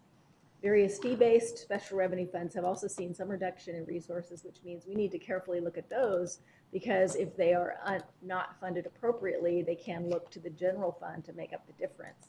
And we don't want to see that happen. Some of our facilities and our technology are aging, and so we're funding some key replacements in the coming year. The chart here summarizes all funds for which the county is responsible and the funding appropriations as recommended compared to the current budget. Our major fund of note is the general fund. The revenue categories for the general fund are shown here. The largest three sources of revenue are at the top of the screen. Those are county sales tax, state shared sales tax, and county property tax.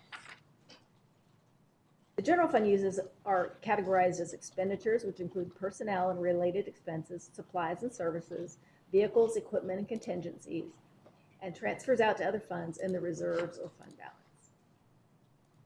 Here are the fund balances that are proposed for FY19 for the recommended budget.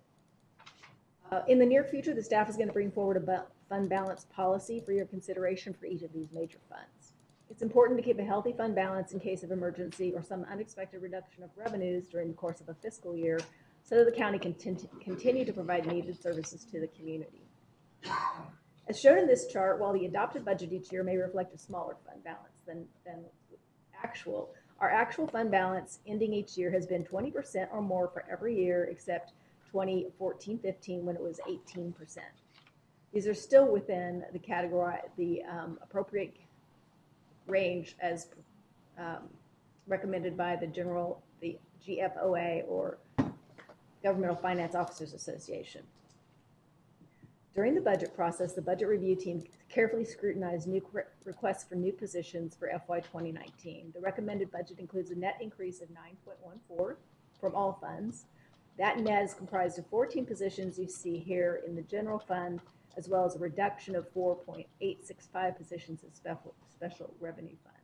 Some of these are really just more accounting changes because we have moved more than 7 employees from the Fill the Gap fund, which gets reimbursed by general fund, and moved it instead to the general fund to be reimbursed by Fill the Gap funds.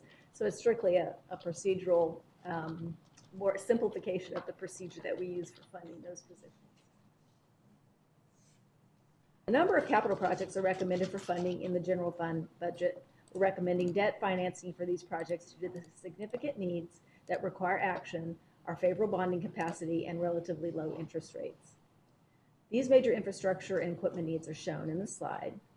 The recommended CIP book has been distributed, and there will also be a presentation on these projects on May 10th during the CIP presentation.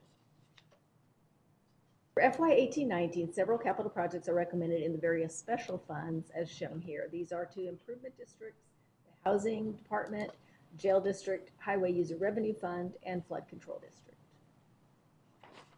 Recommended budget includes tax rates that are the same as the current year for the flood control district and a reduction for library due to reductions in the library debt service rate. The tax rate in the general fund was recommended to decrease from the current year. This is because of increase in assessed value. Now this, as a reminder, this is the recommended budget. We already previously talked about changes to the recommended budget at our last meeting, and those changes will be reflected when we move from recommended budget to what's called the tentative budget, which then gets advertised in the paper and is adopted by the board. So as reported by the assessor, the county's net assessed values increased in 2018-19, and new construction increased by $18.5 million. The tax levy amount proposed for 2019 is just over $29.3 million. The net available from new construction is $459,000. So for this recommended budget, before any changes were made to it, we looked at the property tax rate decreasing because the assessed value increased. The combined rate, which would include secondary taxes, would decrease from $3.6844 to $3.6464, which would be a reduction of $3.03 on an average home value of $139,000. Now, I'm briefly going to just show you some historical fund balances and revenues and expenditures for the major funds. Jim Flory, our budget director, will go through a forecast of those fund balances a little later in our presentation. As you can see, the flood control district has a very large fund balance, shown in green, and that has increased steadily over the past 2 years. The health district fund shows the combination of both health district operations and their grants. The district has done a really good job of increasing their fund balance from a very low point to now a healthy position. This is needed because grant funds sometimes are delayed or not renewed, and we must continue to fund operations for a period of time until the grant funds are received. The jail district is the most thinly balanced fund of all of our major funds. The sheriff's office does a really good job of balancing expenditures and saving wherever possible to get through the year on their limited funds, which are the half-cent sales tax for the jail district. And as you can see, the library district fund balance has been decreasing for at least the past 5 years, and this will need to be addressed, as we've discussed, to avoid becoming too low. Excuse me, Mr. Chairman. Sure. Would you, just for the public, let them know that this was a planned decrease? Oh, yes, because the district had such a high fund balance, as you can see, it was over $8 million, almost $9 million back in 2012-13. There was a conscious decision to use fund balance and to not change the tax rate, to let that fund balance come down to a more reasonable level of about 25 to 30% of expenditures. So now you can see as the expenditures and the revenues are getting closer and closer together. Well, now we've got the total expenditures are above total revenues, and at some point we're going to need to make those tie up so that you're not deficit spending for long. And again, discussing the general fund shows that this shows the fund balance as a percentage of total uses over the past 10 years. As you can see, with the recommended fund balance for FY 18-19, we're reaching the lower limit, but still within the recommended percentage. And as I mentioned, the GFOA recommends between 17 and 25% as a range of acceptable fund balance. And this shows it in percentage. So going forward, the county is strong financially speaking, especially as we compare to the years immediately after the Great Recession. We've introduced a long-range financial plan and used it during the budget process for the past 2 years.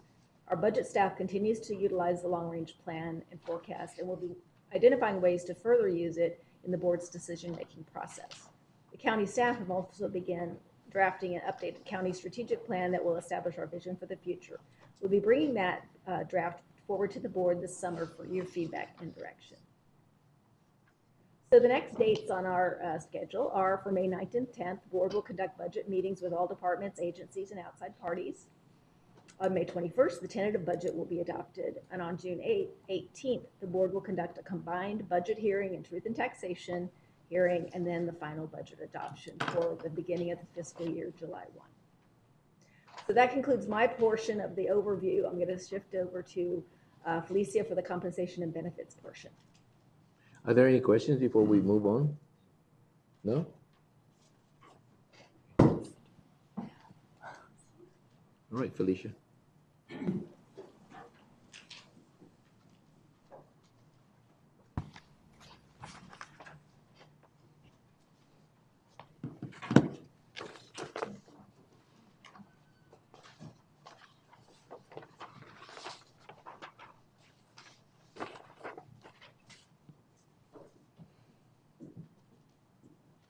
Good morning, Chairman Reyes, members of the board. Felicia Frausto, Human Resource Director. I'm going to go over today the compensation, employee benefits, and components of the recommended budget. What we will discuss is reclassifications that we received both from the county and the judicial merit system, overview of the on-call duty pay, our paid time off, otherwise known as the PTO vacation buyback program. So this way we will be able to once again receive direction as to what we need to move forward with in FY 18-19. And then employee benefits, and those are employee benefits such as our LRAP, Loan Repayment Assistance Program for our attorneys, and the tuition reimbursement program. So our compensation factors, I know that there was discussion last week, Monday, that you wanted some additional information about our reclassification process, and we will discuss the 3-year history of that as well. But just to give you an overview, the classification process for an individual is employees work with the agency head, and the agency head makes a recommendation to Human Resources as to what positions they would like to be reclassified for. And that reclassification is identifying the duties of those positions, and then they have changed structurally within the organization. Changes in the job duties are material and permanent changes, so that this way that has been identified that these individuals are performing those duties outside the scope of their current job description. The reclassifications are studied once a year, so the employee will have had previous review of during their performance evaluation process, stating that they have completed the additional duties, and then that agency head submits to Human Resources their actual reclassification requests, and then we study them January and February so that this way it can be presented to the county administrator the first part of March. Yes, sir. Question. Who does the study or analysis of to turn it into HR? So the analysis for that turns into HR is actually the agency head. So the agency head and the employee collaborate together to say, I've identified that the current role that you're in as an office specialist 1, I'm actually needing within the office itself an office specialist 2. I show that employee the office specialist 2 job description. They're performing those duties for the year, and during that employee's performance evaluation says you've successfully completed this, and then it's submission 2 of the reclassification forms to HR in month of December. And then Human Resources, then Supervisor Porches receives the information, and we collaborate. If the county department is submitting it to Human Resources, we make that study.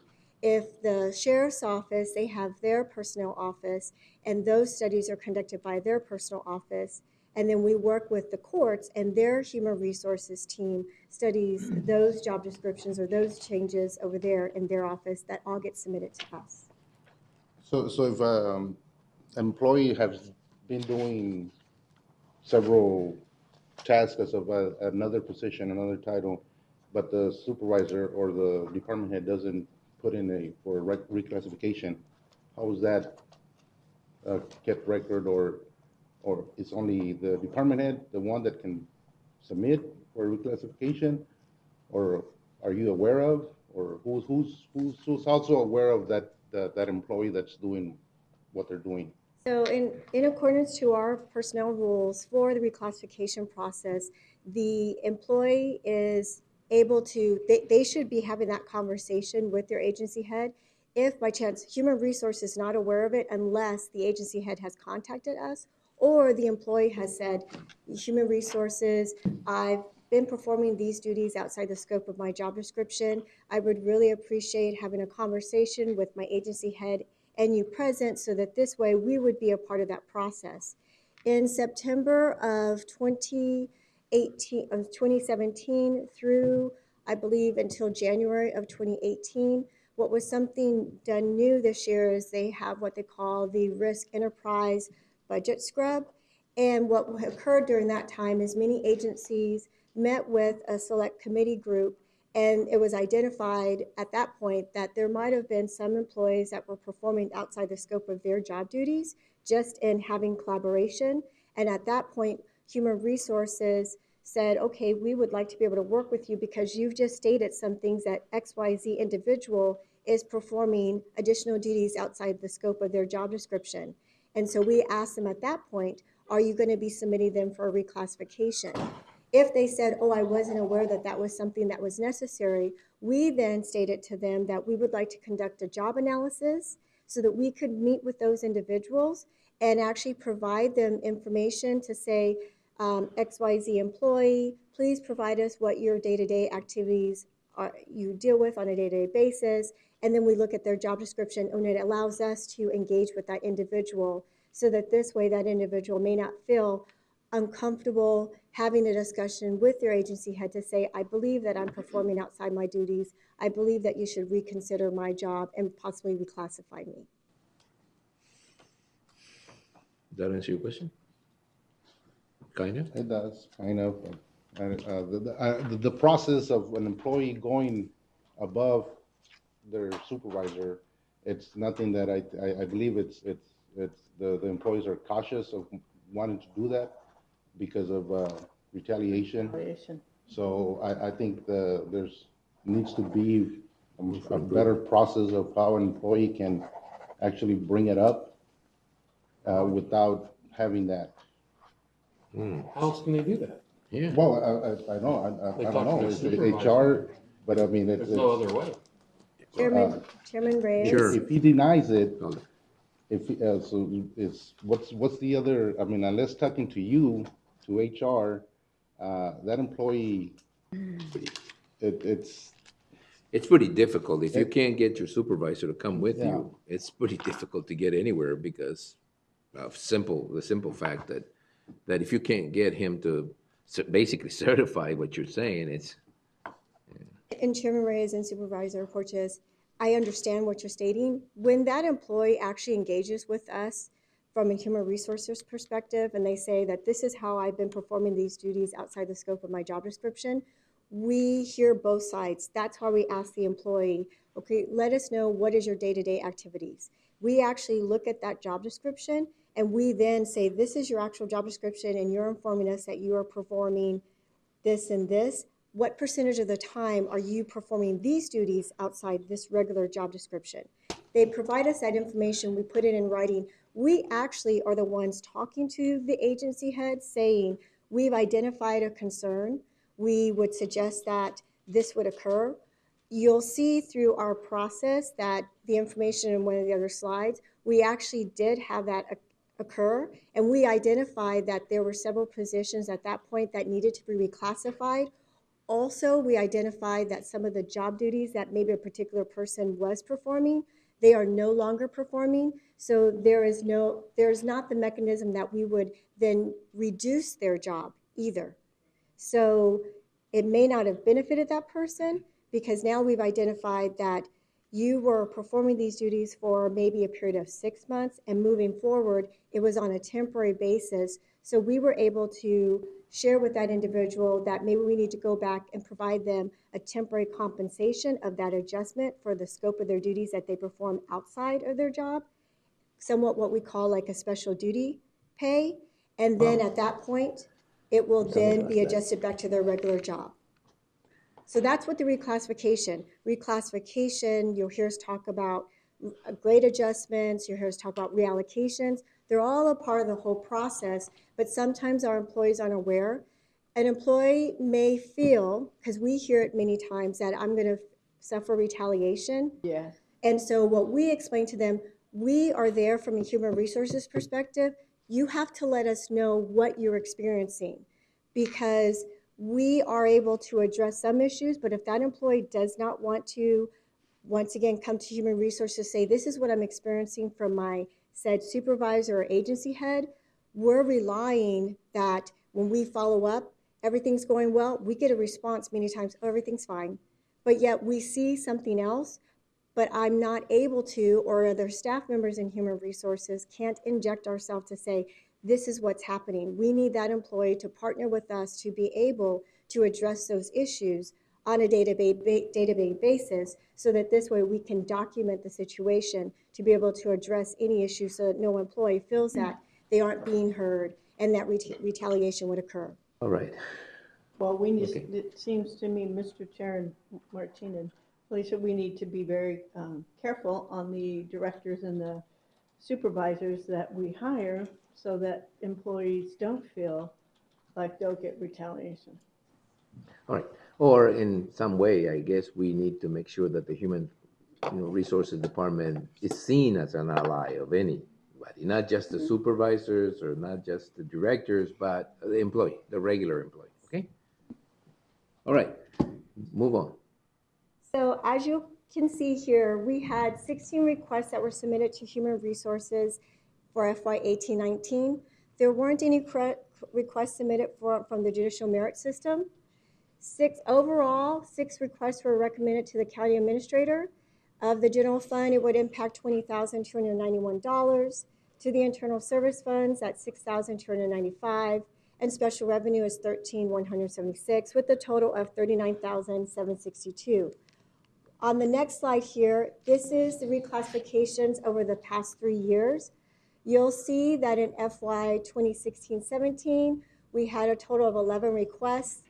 2 were from the constable, 1 was from county admin, conflict administration. Then, of course, you'll see there that we had 1 from public works, 1 from public defender, 4 from the sheriff's office, and 2 from judicial for adult probation, which totaled that 11. And then you'll see over in FY 17-18, we had 2 from judicial, the Superior Court, 2 from DDS, 2 from housing, 4 from JP2, 2 from JP3, 1 from the school superintendent. We actually had 5 from financial services, but 3 were identified through the study that they were actual reclassifications. The other 2 from that reclass, saying that the job duties changed, it actually was moved over into grade adjustments because we identified that the position itself was accurate, but where it actually had the individual's problem solving, accountability, that actually increased. So that means that they weren't graded appropriately within the market. So we moved them over into that. And then we had 2 from the treasurer's office, and that totaled our overall 18 for the reclass, 3 that are submitted that had the total of 21. And then for FY 18-19, we had total of 16, 2 from county admin, which is grants. I know that for us, we had the 2 from county admin. They used to reside over at DDS. So at DDS, their actual job descriptions were focused on a more circular sense. Once they moved over to county admin, it's become more of a county-wide, so that this way, that changes the scope of their job. So it wasn't as if the individual itself, if you move them from one department into another department, it needs to be reviewed to see if their actual job description actually still meets those needs. When you look at the next one where you have public defender actually did submit a reclassification during the process, but during the course of the last 3 months, we were able to have a vacancy. So instead of submitting it for a reclass, we were able to take that vacancy and reallocate it. So that this way the department is actually using existing budget authority that they have and not requesting additional budget authority. So public defender actually made a whole change in their organizational structure, which helped to benefit all the employees in that process. So now it's no longer flat, it's more of like a tier. So it gives individuals the opportunity to continue to progress with their succession. Then if you look at DDS, we had actually, originally we had over 9 reclassifications, but of those 9 reclassifications, we had 4 that we actually reallocated because in the last 2.5 months, DDS also acquired vacancies. So instead of having to go ahead and submit the reclass, we did a lot of reallocations. So those reclassifications moved to reallocations. We identified 3 positions that need to be part of a grade adjustment, which is also in the further conversation that we'll have with OMB, and that was with the permit technicians. And then we had 2 with no change. Those no changes were individuals who were performing duties for a short period of time. So at the time that they actually were given additional duties due to possible not enough staffing, that they may have felt that they need to be reclassified, but now since staffing has been resumed for that other position, that person was given special duty pay for a period of time, and now their job description will resume back to what they previously had stated. And then as you'll see, finally, the last 2, we have 2 for human resources risk management.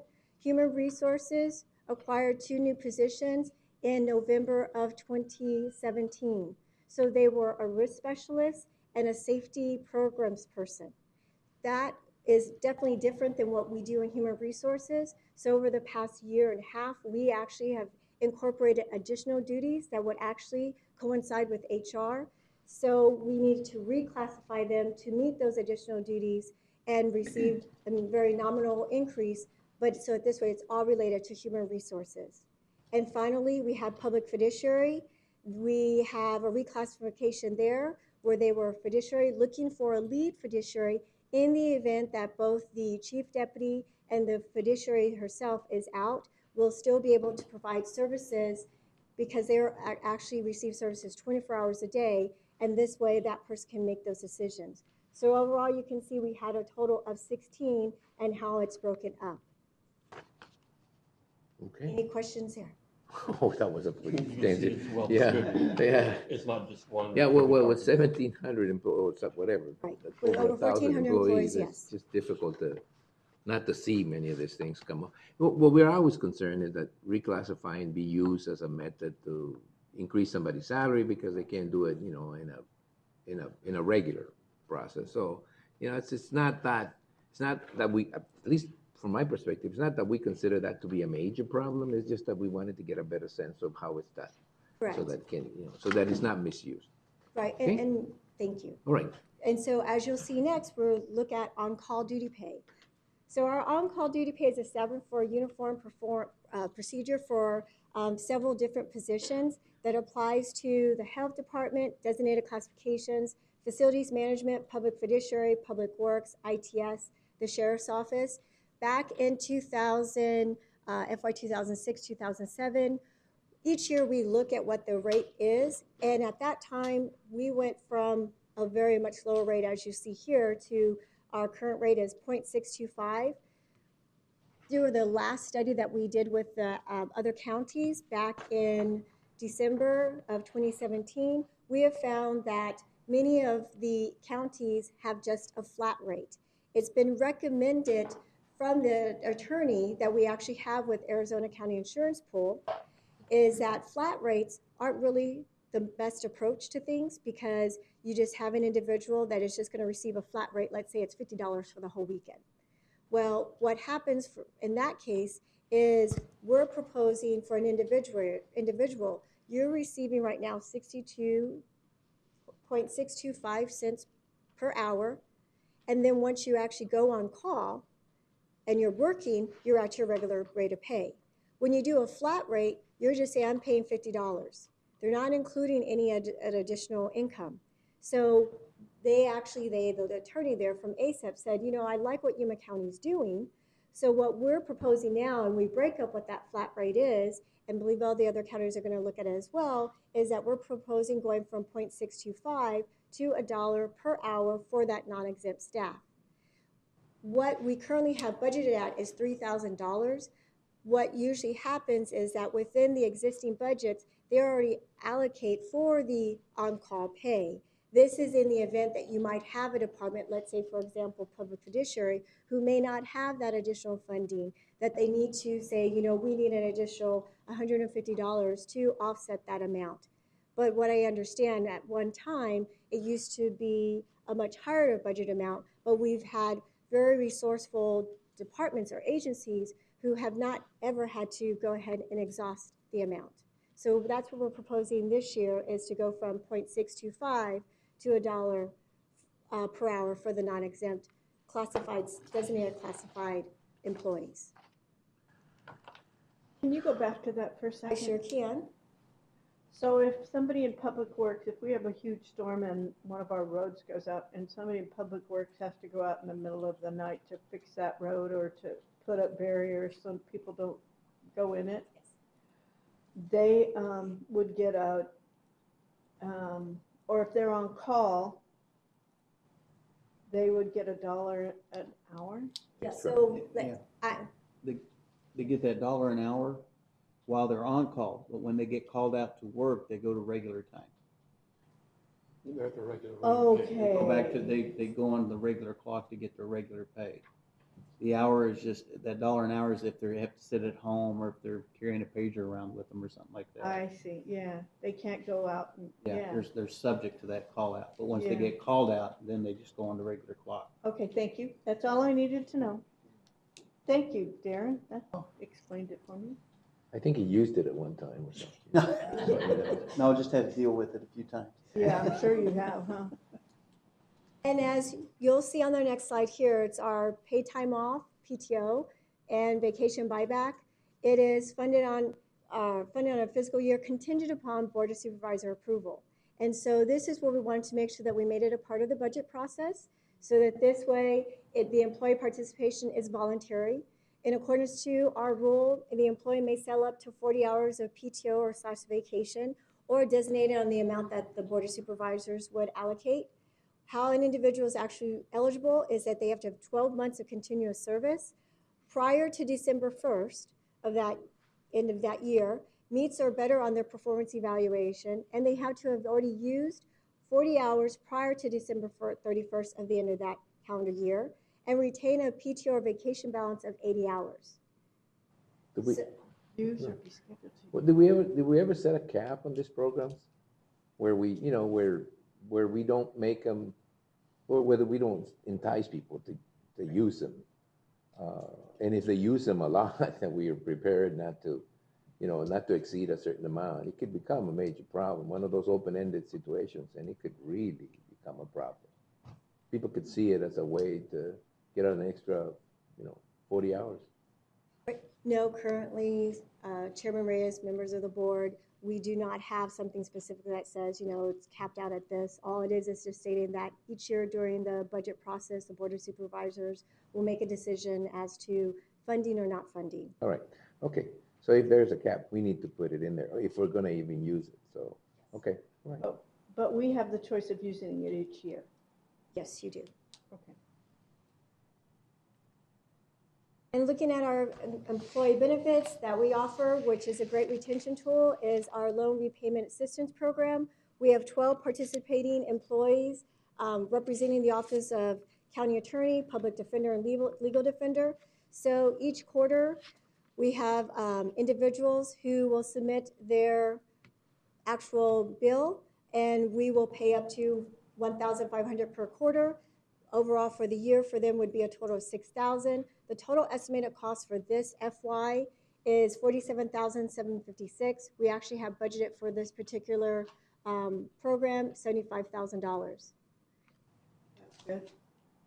Our other program that we also have is our tuition reimbursement program. In FY 2017-18, budgeted at $50,000. We have 28 participants currently year to date. We are expecting to pay out $34,841. We had one individual graduate with their master's this past March. And we currently have still bachelor's and associate's degree at the time of this information. So I do not have exactly the actual final individuals who have been successful. I will have that later on, probably around June, July timeframe. Okay. And with that, have any questions? I'll be afraid of them. Yeah, nothing? Okay, good. Thank you. Now we'll move on. Now we'll have Gil Villegas give a presentation on improvement districts, very brief. So you say, but.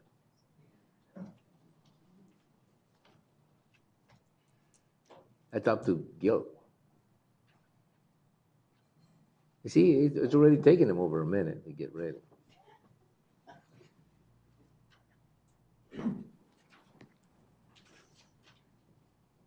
No pressure, Gil. No pressure. No pressure. Want to make sure that we have the right. Relax. Remember, you have like 20 people waiting on you, okay? Relax. Thank you. Mr. Chairman, members of the board, Gil Villegas, I'm the CFO, and I would like to acknowledge Rachel Starworth, our Improvement District Coordinator, Elsa Garcia, she's our accountant for Improvement Districts. Rachel's really smart. She sits way in the back over there all the time. You're not gonna get away with that, Rachel. You know that, don't you? Denise Bettis, she's our reporting supervisor, and Scott, I'm sorry, Josh Scott, he's our street superintendent. What I have today, I have a brief presentation on improvement districts and how we're doing the recommended budget. In addition, you should have a detail of each one of the improvement districts, all the activity that we're budgeting for this fiscal year 19. No way. It's all of them? That's all of them, yes. Currently, we have 157 active improvement districts. In our general ledger, we have them classified as general purpose, 74 of them. 47 of them are street lighting and 36 irrigation and water. The general purpose districts pretty much are all your rotation basins, your water and sewer projects, and including maintenance and repairs that we need to do within the improvement districts. Street lighting is, the purpose is just for that, paying for street lighting. Irrigation and water is just to pay for irrigation. In addition to those 157 improvement districts, we have 3 special assessment districts. Those are the districts that that have issued debt to finance their CIP project. We also have 2 capital improvement districts and 1 revolving fund, for a total of 163 funds that we serve right now. Hold it before you go. Sorry. I mean, I remember back some years ago where the city of San Luis didn't send their numbers, and I was looking for their improvement districts in here, and I don't see them. How does that work? These are county-only improvement districts. You make it clear then. So it's not all improvement districts, just the county ones, the county-owned ones. So the other ones that the city, that will be collected by the treasurer are not in this list. That is correct. This has to do only with the recommended budget, all the funds that we are included in a recommended budget. So there isn't just 153 or 163 improvement districts. There are like 300 and something improvement districts. And you have to if I defer that remember to the correctly. assessor's office. Yeah. It's budget time, that you remember. Yes, sir. I was looking at these, some of them are, have the increases. Who is setting that? I mean, I don't remember, the board's not setting that. I mean, where does that recommendation come from? Well, we are setting them. Yeah. We are setting them. Yeah, but we didn't ask for the We're not, For the increase, no. figuring out the adjustments, but we are setting them. The increase has to do, there's a couple of reasons for the Operational. increase. Usually, if we have a recount on parcels, if we need to change that number, sometimes that drives the number lower, so the distribution is less. It seems that we are increasing the allocatable cost. Also, we strive to get a 25% on expenditures. Sometimes we need to increase a little bit the assessment so we can keep that 25%. We part, what you want to know. We, as you guys are doing this. You guys are recommending increases based on the operational funds needed to operate the district. Is that basically what it boils down to? Mr. Sherman, So we set the tax rate, you guys give us what the rate should be. yes, that's part of the recommended budget that we do, so we can stay within the policy, which is 25%. Also, there is So the answer is the people in the ivory tower upstairs. People like you guys. Also, another reason for that is if we provide a different level of service to an improvement district, that drives the cost of the service that we provide. So we have to increase the allocable cost as well. Okay. This is the chart that it was adopted early this fiscal year. Pretty much explains how much we're charging per parcel.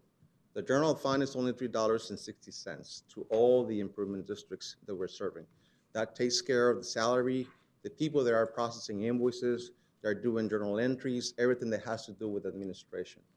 In addition to that, we have a $4.47 for the revolving fund. The revolving fund pretty much is the operational fund that supports or handles the majority of these improvement districts. According to the level of service that we provide to those districts, we increase, or the rate is increased, this based on the recommendation from the improvement districts coordinator. The more time that is spent in an improvement district, a different level of service is assigned. So per parcel, that's the rate that we have. This is what we dealt with a couple of years ago, right? It was early actually was for this fiscal year. Last Was it last year? Yeah, supervisor portions is last year. Remember, we weren't doing that before. Yeah. It was a presentation in March 2017, and it was part of the adoption of the current fiscal year budget. Yep. So overall, the general purpose improvement district, 74 of them, the total appropriation, that includes contingency, amounts to almost $1.4 million. The assessment, the additional revenue that we are requiring this fiscal year is only $639,000. It's around 40% of what is needed. The majority of this improvement district, they have a balance forward that we use to balance pretty much the budget within each one of the districts. For this category, only 4 improvement districts actually increased 10% or more. 64 of them had a reduction, which is the great majority of them, or saw no increase in their assessed valuation. If you need to know the detail about the 4 improvement districts, I'll be happy to provide that to you. I think this is pretty good. I mean, it's got color codes, you know, for most of us. You know. Yeah, there's no. Well, it's because there are more than 4 because they're divided See the into next different slide. slides. Yes, different slides. They're divided into. Oh. Gotcha. Street lighting improvement districts, 47 of them. The recommended budget calls for $333,000. Once again, the assessment revenue is only $213, and the carry forward is only $120,000. 6 improvement districts increased more than 10%, and street lights coming up, and sometimes services, additional services that we are providing to them, are contributing to that increase of 10% or more. Nevertheless, 36 improvement districts saw a reduction or no change in their assessed value. Bill? Yes, sir. Rachel, is that other one finally done, or are you still working on that? Yes, sir, the contract is ready to be presented to the board. They'll be shipping that over to me soon, so that should go before the board on 6/4 for approval to sign. Should have brought her over and decided right there. Because now, you know, when you're gonna be discussing improvement district, you should have brought her over and sat there, so that we could, so that the public could hear that answer. Yeah. The Right. answer was it'll come to us the first meeting in June. Sarah Mason. Yeah, yeah. All right, continue. Continuing with the improvement districts, the irrigation water improvement districts, 36 of them that we have classified in the general ledger. The total appropriation is $188,000. The assessment revenue is $124, and the carry forward balance is $53,950. Only 2 improvement districts saw an increase of 10% or more. Mr. Chairman. We're not talking about the major irrigation district. We're talking about, you know, like retention basin irrigation districts, or are we talking about irrigation districts that are not necessarily operational? These are districts to which they're paying for irrigation water. We process their invoice, we process their bill, and Even if they're not getting water. Right, well, they're not. Even if they're not getting water. Yeah, well, that's, yeah, okay, all right. Move on. special assessment districts. We have 3 special assessment districts, and they are El Prado, Gadsden, and the BNC Colonial. These are the improvement districts. They issued debt to have their projects completed. The El Prado issued debt in 2003. The total amount was around $400,000. Yeah. And we are recommending this year that we paid off the debt. It's only outstanding to this time is around $50,000, I believe. I'm going to have to check that amount. If we pay off in fiscal year 19, we're going to be saving around $5,000 to $6,000. We want to continue servicing that debt, of course, until all the assessments are satisfied. Gadsden, in 2006, they issued $500,000. They are expected to expire in January 29. We're continuing to servicing that debt. BNC Colonial, the most recent one, in 2011, they issued $3.4 million for their sewer project. And it's expected to expire in July 2035. That's the total appropriation, all the debt service that we're are considering for this recommended budget, $935,000. For this fiscal year, it's actually started in February. Financial Services Department took over the servicing of the special assessment district. Since it's pretty much a financial option, finance the operation, we thought it was going to be better served in finance department. The Public Works Department, they were doing an excellent job keeping track of all the assessments, keeping track of all the records. So we thank them very much. Hopefully with this, it will help the Improvement District Coordinator to concentrate in what she does best, which is going out, talking to the people and getting all those projects started. Okay. Capital improvements, at the time when the presentation was being put together, we had only budgeted for 2 improvement districts, Mesa del Sol and El Prado. It has brought to my attention that El Prado is looking for another project in the amount of $194,000 that's being secured with new grant money. So that total appropriation of $253,000 is going to be increased by another $894,000. You hope. Finally, we have the revolving fund, and for the revolving fund, we have a total appropriation of $181,000. This covers salary, supplies, and services for the service in the other improvement districts. This year, we have grants of $334,000, and the total service charge that we're going to be doing, that's going to be done to all improvement districts, $115,000. And we have all the revenue of $32,000. With that, if there are any other questions? I hope not, but yeah, it could be. Anybody have any questions on this very, very entertaining subject? No, no questions, Gil. Thank you. All right, what's next? Okay, now we're going to move on to the return on investment analysis for the assessor's position. What? The assessor's office? This was a request by Supervisor McLeod when we were talking. I'm gonna about the stop all budget those earlier. requests for this presentation. I'm just kidding. Thank Go you, ahead, Mr. Paul. Thank you, Mr. Chairman, members of the board. Paul Melcher, Deputy County Administrator. I'd also like to introduce the County Assessor, Joe Worley. Oh, we don't know that man.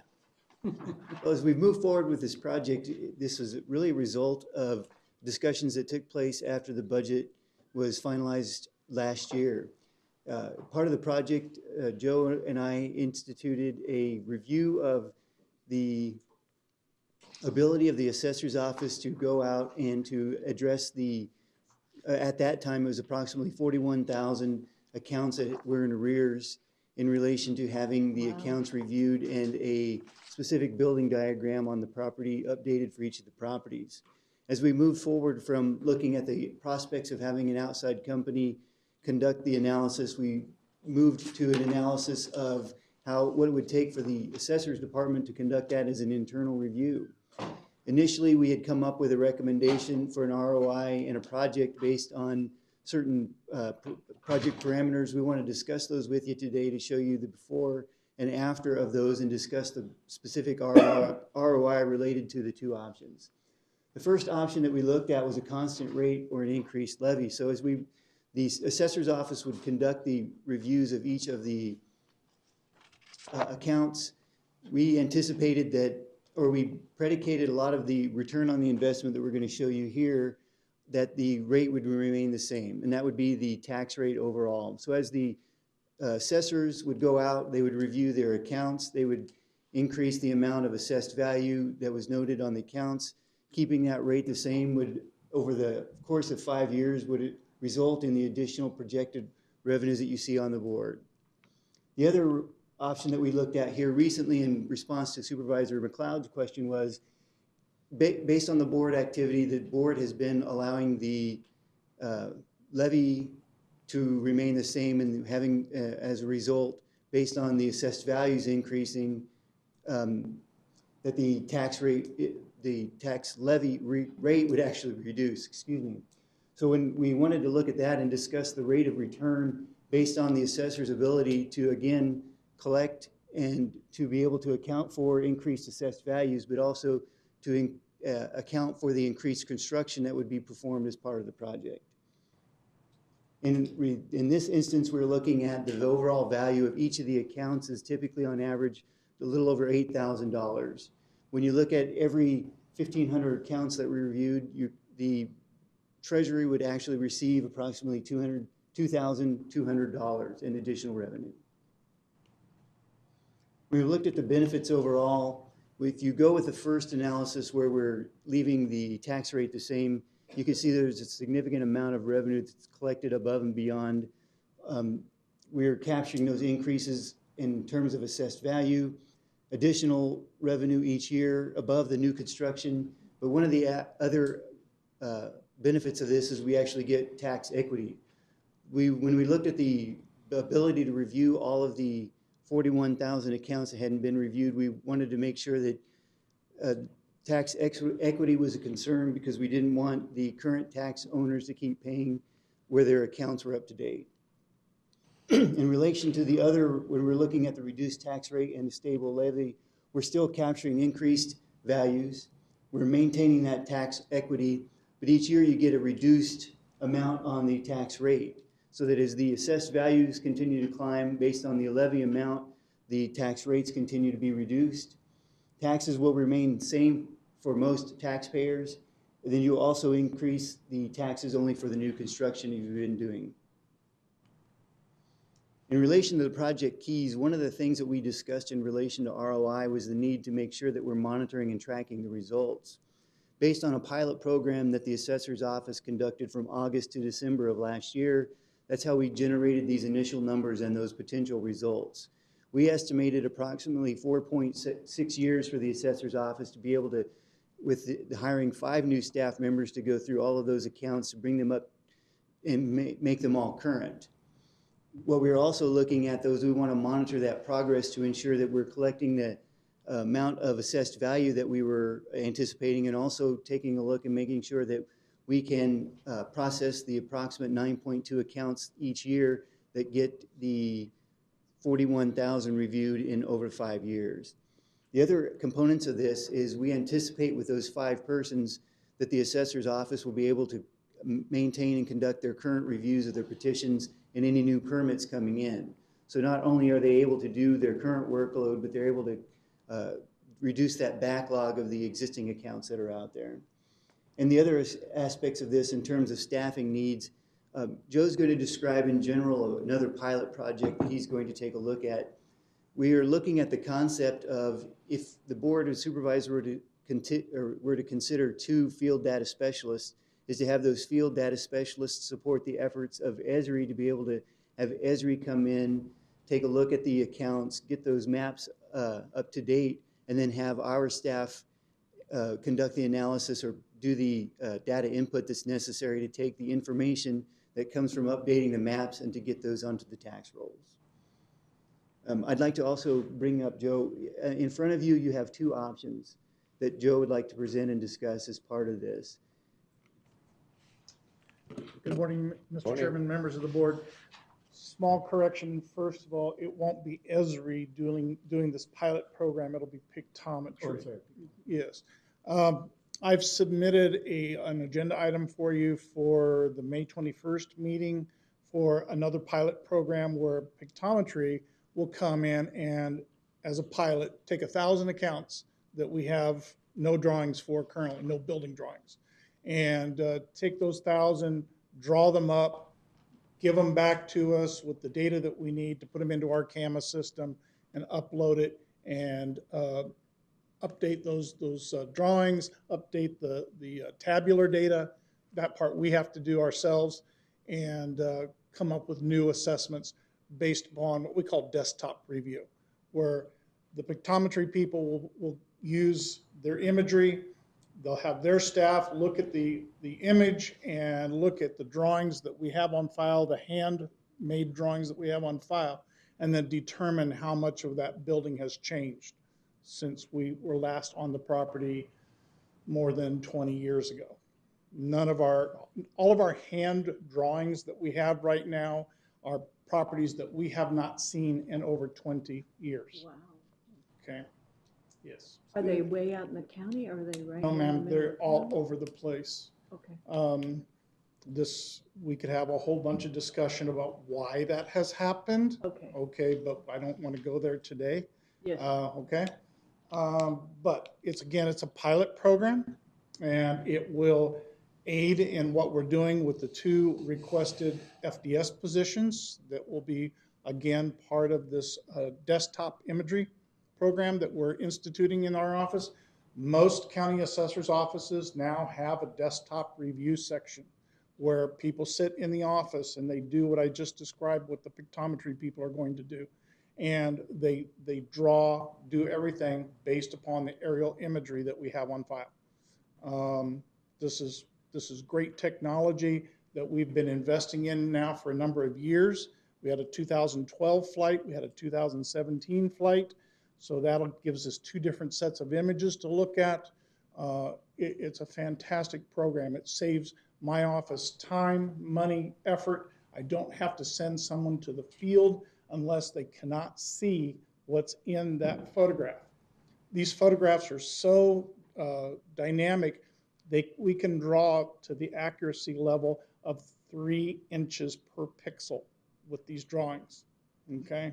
So I can, at the desktop, I can do 4 times as many properties as I can sending someone to the field. There you go. So it's a huge, huge return on investment. In the pilot program that we did earlier this fiscal year, back in the latter part of last calendar year, we determined that we can knock out about 1,000, we used 2 people, and we did over 1,000 properties, it was 1,500 properties in that period of time. And we gained, was it 8 million in full cash value that we picked up as part of that program, $8 million in new value that was not on the books previously. Okay. Is Mr. this Chairman? people who are adding, Mr. Chairman and Joe, is this people who are adding on to their homes without doing permits, or is this people who are? Let me just say it's stuff that we did not have on the books. Mhm. Okay, whether it was with or without permit, it was property that we discovered that was not currently being assessed. Okay. I'll just put it that way. It's the best way to put it. All right. When we did the pilot program, Mr. Chairman, members of the board, we used an older subdivision inside the city of Yuma, and we used a newer subdivision that is outside the city of Yuma, but it was a relatively new subdivision perspective-wise. The older subdivision, we happened to use Mr. Melcher's neighborhood. So we kind of picked on him a little bit. So anyway, and it proved what we thought we were going to see. The older neighborhood, we had a greater change, okay? The newer neighborhoods did not have as much change.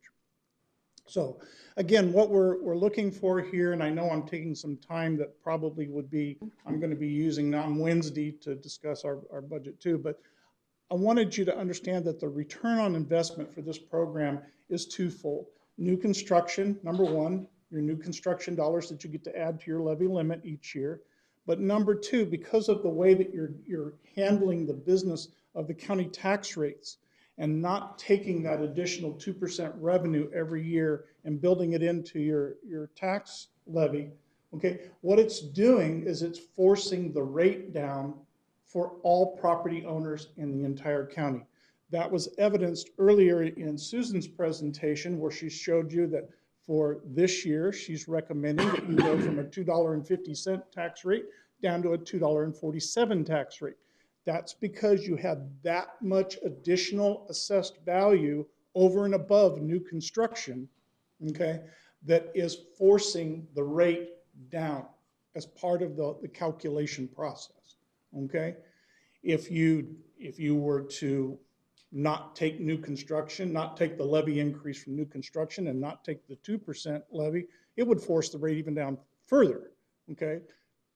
We've had this discussion a lot of times at our work sessions where I've shown you where when one thing stays level, the levy, and assessed values go up, it forces the tax rate to go down, okay? Anytime you change any one of those 3 components of the formula, something offsets on the other side. If you increase levy and increase assessed value, it leaves the tax rates the same, okay? If you decrease assessed value, leave the tax rate the same, you'll get a decreased levy. It's all math. It's one side or the other on the formula. A plus B equals C. That's simple, okay? So again, the return on investment for this program, in our pilot program and what we were recommending to the budget team originally was for 5 people. And with 5 people, that would give me the ability to completely review the entire county in a 4-year period, which is what I'm statutorily required to do, okay? With the additional 2 staff, it'll take us a little bit longer. Instead of 4 years, it's going to take us 10 to 12, okay? We'll work on the other parts as technology comes along, might help us to do this a little better and faster. That's one of the things that the pictometry request and pilot is going to see if it can prove for us as to whether that can speed up the process even more. Won't know until we fund it and get it done and get the results back and see how fast it'll turn over. So. Sure. The pictometry you're talking about, is it in the recommended budget? No, sir, it isn't. What we're asking is that out of the current fiscal year, this is what the request will be for, is that we move some money from personnel, from our personnel savings that we've had, and move it over to our supplies and services as it's a pilot. And what we'll do, Mr. Chairman, members of the board, if the pilot proves out the way we think it will, then we'll put it into next year's budget as a full program. Okay. It should Right. generate. I'm sure we'll hear it when you come in for your presentation, right? Yes, Mr. Chairman, I've got lots of other things to show you about That's- what's going on with that. Mr. Okay. Chairman and Joe, it should increase it should increase revenues because of finding areas that haven't been assessed before.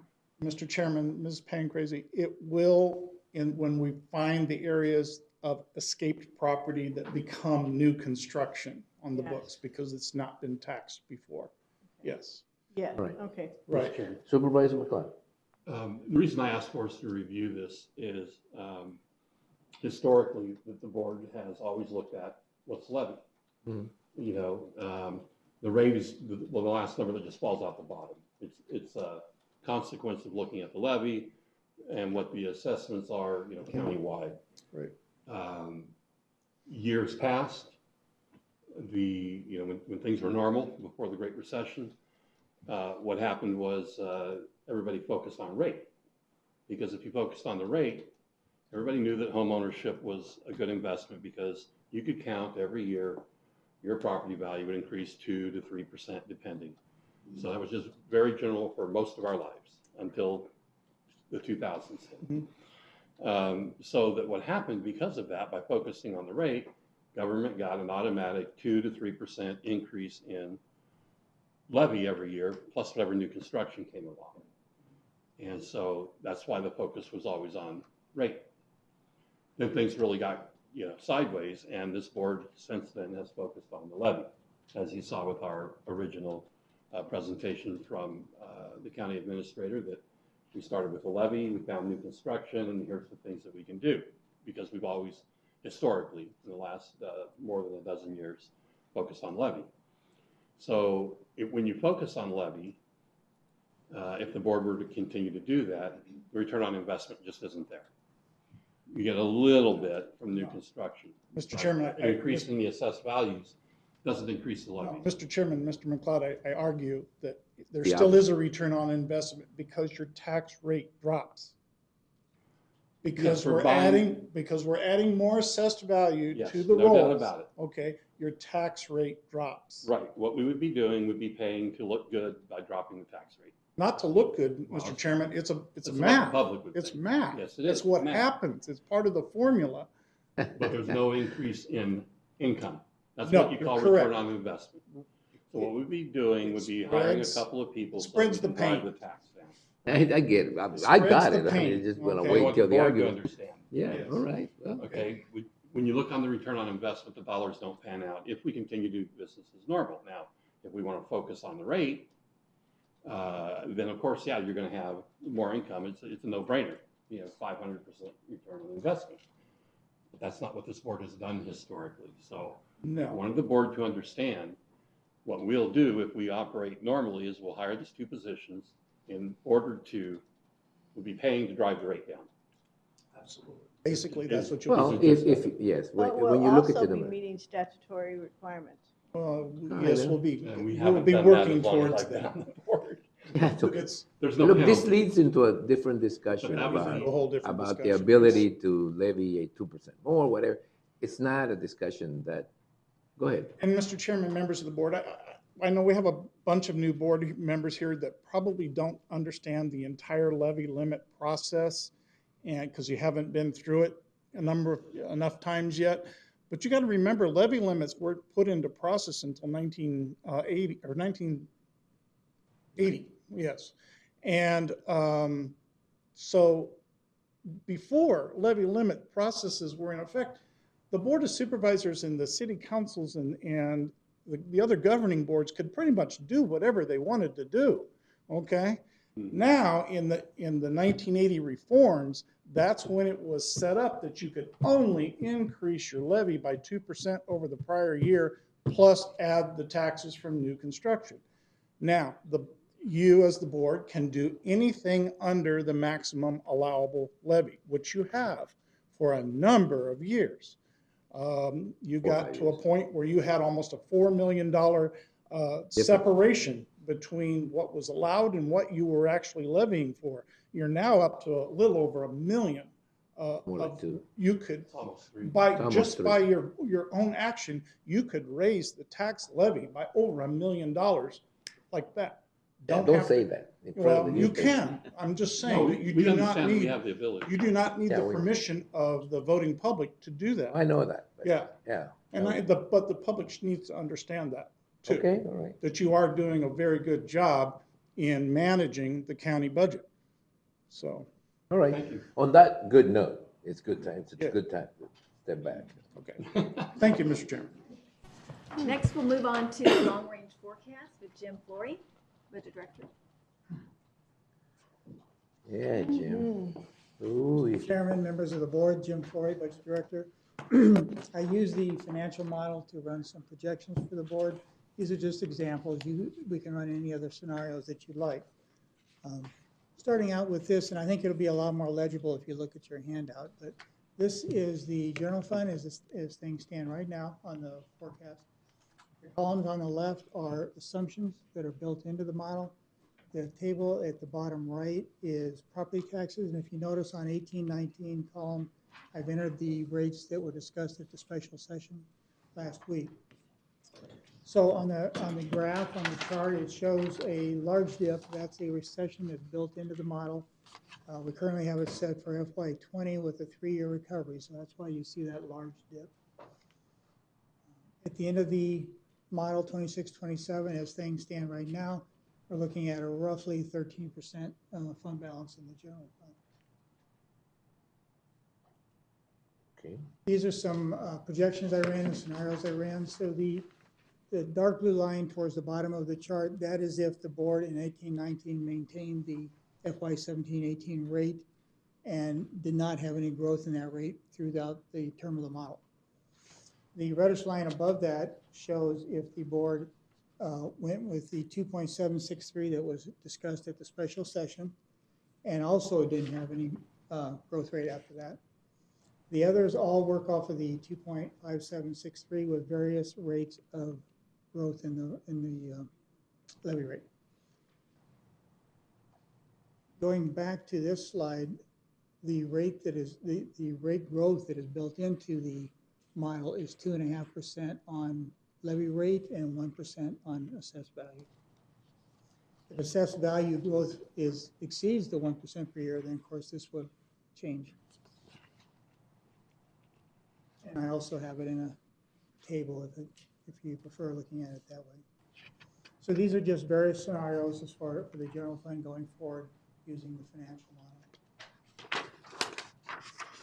The county administrator mentioned earlier that we need to look at the library district because that rate of decline in the fund balance, while planned, is going to have to be slowed down in the near future. So again, the dark blue line at the bottom is if the board in 1819 and throughout the term of the model maintained the current rate, which is 0.6452. The reddish line above that increases the rate by the 0.0156 discussed at the special session, and again keeps it level after 1819 for the term of the model. And then the other three lines above that are different annual increases, 1 cent, 2 cents, and 1.5 cents every year. And you can see how that would result in changes to the fund balance, and once again, I have it in a table as well. So we go back, Jim. Sure. So if you're talking about a 1 cent per year? Yes, these are annual increases. So that would take it to 0.0256? No, it would not. What would it take it to? So right now, we're talking 0.6452, 0.2. so 1 cent would make that 0.6542. Yeah. 2 cents would take it. 0.65, gotcha. Thank you. Welcome. Any other questions on this? No. Okay. Like blue. This rather unusual looking chart. I just took another approach, which I just said, if the board wanted to only increase rates at certain intervals. So I just randomly selected 21, 22, 24, 25, and 26, 27. Again, you can see there the different increases at that point in time, and it shows where we would end up in fund balance at the end of the model term. And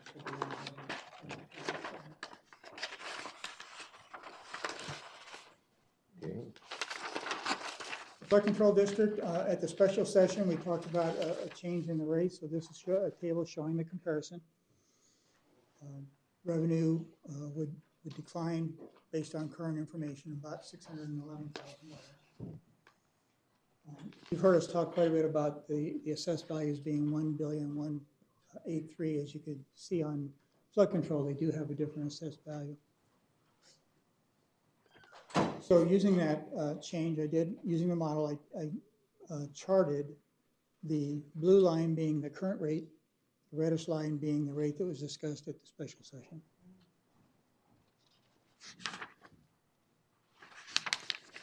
This is a table of... Could you jump back, Jim? I'm sorry. Sure. I was a little slow there. Okay, thank you. This is a table out of the model showing the term of the model at the current existing rate. And I did make quite a few adjustments and assumptions to create this, and they're all listed right there, so you can see what changes I made. And also, I didn't notice this till this morning, but in the model, you notice the third revenue line down in the model table. It says state grants. I believe that's supposed to be reimbursements from other entities.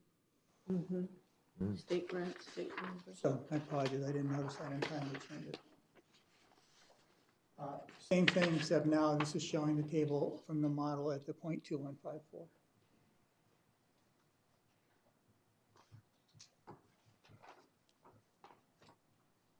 Any questions on any of those scenarios or any other scenarios you'd like us to run? I think it just goes to show that a minor adjustment, done continually can avoid, you can avoid major problems if you don't let the problem get to a point where the solution is major disruption. One of the real revelations with the model is looking, just what you said, Chairman, looking at 10 years out, what a change in a current year will result in 10 years. Yeah, it's the magic of compound interest, almost. Sort of, yeah. Right, thank you, Jim, that was very good. What's next? I wanted to just give you a quick update on the state impacts. If we could change it, maybe so it's a little bit easier, it's all on one page. I don't know, can you do that? Oh my God. Do you have a list of the 8 counties that were given some relief from that? Yeah. I think it was the smallest ones. 8 smallest, not Cochise, small. Graham, Greenlee, Santa Cruz. That's A little bit. the ones that did not. Yavapai, Mojave, Yuma. The middle one. Yeah.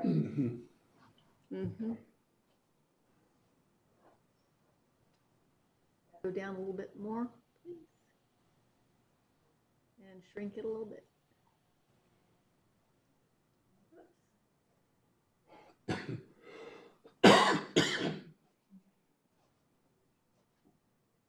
All right, so just wanted to talk about this again. Federal, of course, the federal PILT, that was not addressed, by the state legislature, of course. So that's still, it's something we have to ask for every year, and basically $3.5 million is a huge hit to our budget if something should happen to that. On the state side, the existing Arizona Department of Revenue, there was no change in that. At the state legislature, they did give a one-time offset of our current payments into the Arizona Department of Juvenile Corrections. So that was a savings this year of $345,000.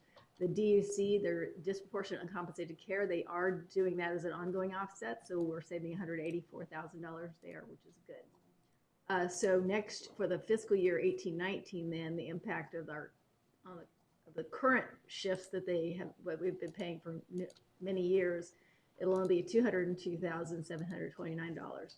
The following year, then, if that one-time offset doesn't continue, then it'll be back up to $547,629, the hit into our general fund that we currently are just absorbing. If you go down below, the legislature also eliminated SVPs. That's seriously violent, sexually violent persons.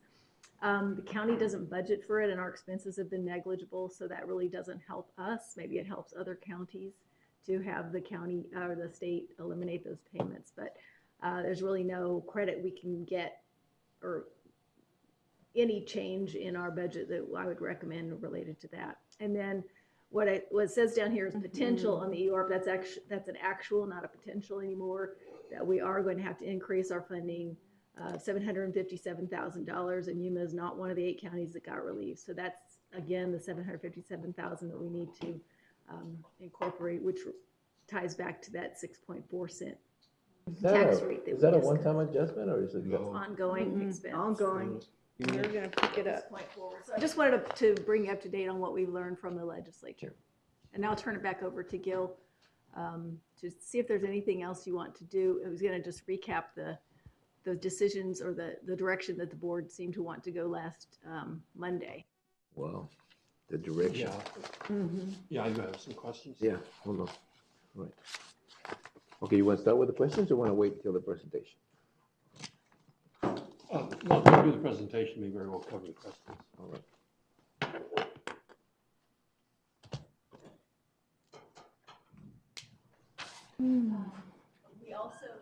We also looked at all of the compensation line items that you were talking about, that you thought the order in which we made changes on the market study versus the compensation adjustment, the salary increase, and have reduced the amount that's needed by $250,000, something like that. So that's another good news item. Good job. That's quick. Mr. Chairman, members of the board, this is the spreadsheet that we were working on our last work session, and if you notice, nothing has changed. We have the same revenues. Initially, I want to show still the new calculated rate of 2.4792, even though during the work session we had agreed to a different rate. Alluded to what County Administrator just said.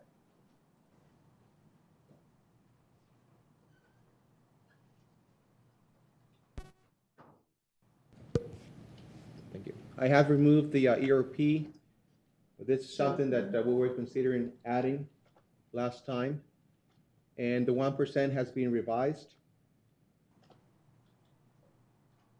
The additional 1% would be $382,000 instead of $392,000.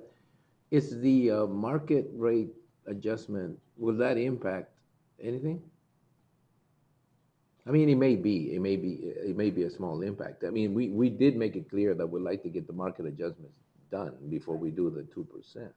So the ongoing, these line items, scale adjustment, 1% increase, minimum wage, miscellaneous, those all were recalculated based on your conversation that let's do the 2% first, and then if anything else is needed, if at all, for a market adjustment, it would come off of that, as opposed to a market adjustment and then giving 2% on top of that. So that reduced. All right. Following your direction, we recalculated the personnel expenditures. The scale adjustment got adjusted as well. It actually increased $13,000, but the 1% increase went down $6,000. The minimum wage went down $1,000, and the miscellaneous recommendations also went down $114,000. So that's the entire savings that we have here. We also removed the Department of Juvenile Corrections, the 344,000, and the 183,900,000 the county administrator was alluding to. Now, where's the PILT? You moved too fast. Back it up a Go little up to bit. PILT, Go up. PILT back up again. is still under the fund balance reserve. Mhm. We did not, There it is. You didn't put it in. we didn't put it in as a appropriated amount. It's part of the fund balance right here to be earmarked in the reserves and. Okay, now let me fund see what balance. bottom left looks like. Okay. So considering all the changes that we have done, we see ourselves in the need of $435,000. That's the total impact that we will have to the fund balance. The beginning that we have a 14,774,000. Translating on tax rate increases another 3 cents, 3.68 cents. So we can go back and reestablish the fund balance that we wanted of 17.33%. So what does the tax rate look like once you finish? A combined tax rate. The combined tax rate would be 2.5160. That's what it is today. That would be with the adjustments that we have discussed right now. And not knowing PILT. You have to go up 3.678. But that's what I mean. I mean, if you included the PILT rate, what would the tax rate be, the combined tax rate? The PILT's coming out of the reserve. But that's what I'm, yeah. Yeah, the PILT is But you coming out of the included- reserve, therefore there is no impact Oh, on that's the, right. There's no the impact. tax rate. We just set it aside. What's in the current tax rate again? 247. This model, the spreadsheet that I have here is What working today? What are we operating under today? Today's tax The rate? is- combined one. 2.5160. All right, no. With this scenario. Okay. I guess, No. No, 17 and 18. Oh, there it is. Thank you. Supervisor McLeod, yeah, the current Wait, tax here is 2.5016. That's what I was asking. Thank you. Yeah. This scenario contemplates for the additional 3.68 cents, which will bring the tax to 2.5160. and if you, So many moving parts. Numbers just flipped there. yeah. And, So it's a 1.5 cent increase. Right? From the, From the current year. yes. oh, look, I'm interested in the combined rate. That would be We wanna go including to the the next library, spreadsheet. including everything. The taxpayer impact. Yeah. I just want to see if the combined tax rate with all these changes on it is still below what we have this year. Or is it above? I know that the general tax rate is going to go higher. I just wonder what happens when you do all this inner.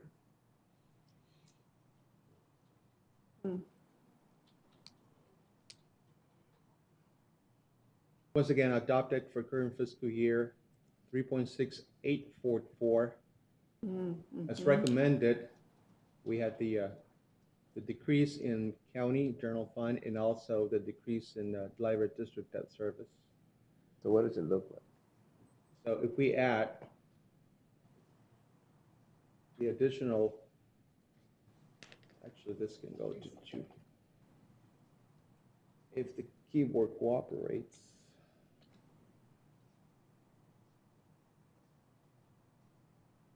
So we're actually below. And then we want to switch the library, don't we?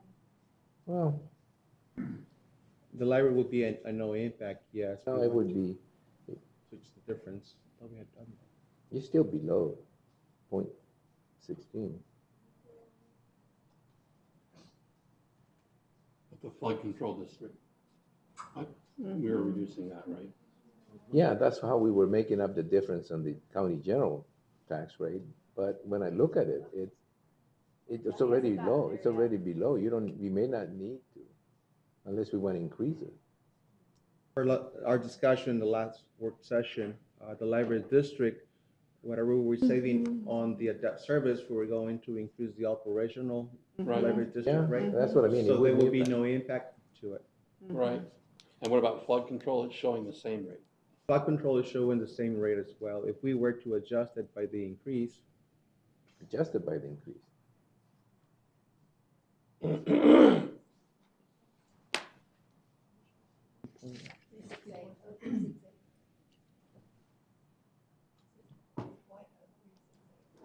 would just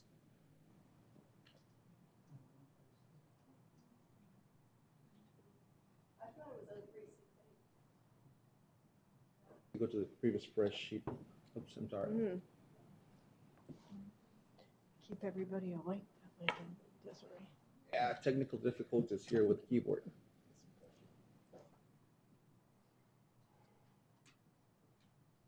What was the difference here? It was You gotta take it from there and add it up on top. What did you change? But what was that difference? I don't recall.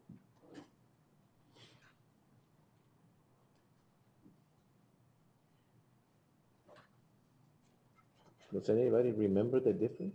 0144. 0.0144. Thank you. Is it plus or minus? Plus or minus, right? Minus there. Zero. 0.0144. But I don't think it's plus, it's Minus. minus. No, no, no, Minus. minus. Oh, you had it. you Added went- minus. yeah. What happened? So we have the zero impact. Thank you. See, that's what you needed to do. Mm-hmm. So essentially, we can keep the combined tax rate the same and cover all these changes that we talked about. Is that the essential? That's weird that it would come up to 0.00. Yeah. Yes, I did. Yeah. Are we sure this? I mean, that is weird that it would be 0.00. It's Not right. Something's wrong. well. Okay. Okay.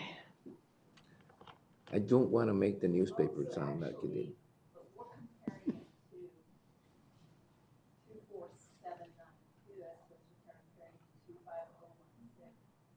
Yes.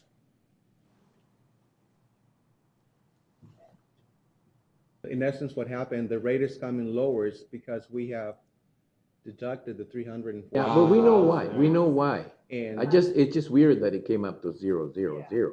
I mean, that's the When we weird were part. looking at it before, it came to $12, but because of these savings. it's Yeah, well, I reduced. know there was a reduction.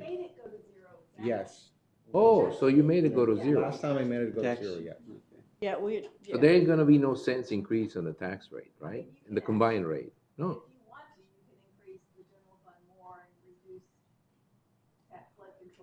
No. No, no, no. No, if we can do it without, increasing the tax rate, the combined tax rate, I think we'll be okay. I know that a change on the general tax levy, on the general property tax levy, means a lot more in that levy than it would on the flood control district, but that would be only if we felt there was a need for more funds. Now, we're gonna hear presentations from the county assessor's office and from other people who are going to want more. Let's just leave ourselves the opening of being able to make that change if we need to, okay? Let's not make it now. I mean, now it looks to me like it's an even budget, it's balanced budget, we cover every request that, it's in front of us. If there are additional requests in front of us, we may consider making that change, okay? Does that sound okay? Does that sound okay to you guys? Sounds good. All right. Break that one up.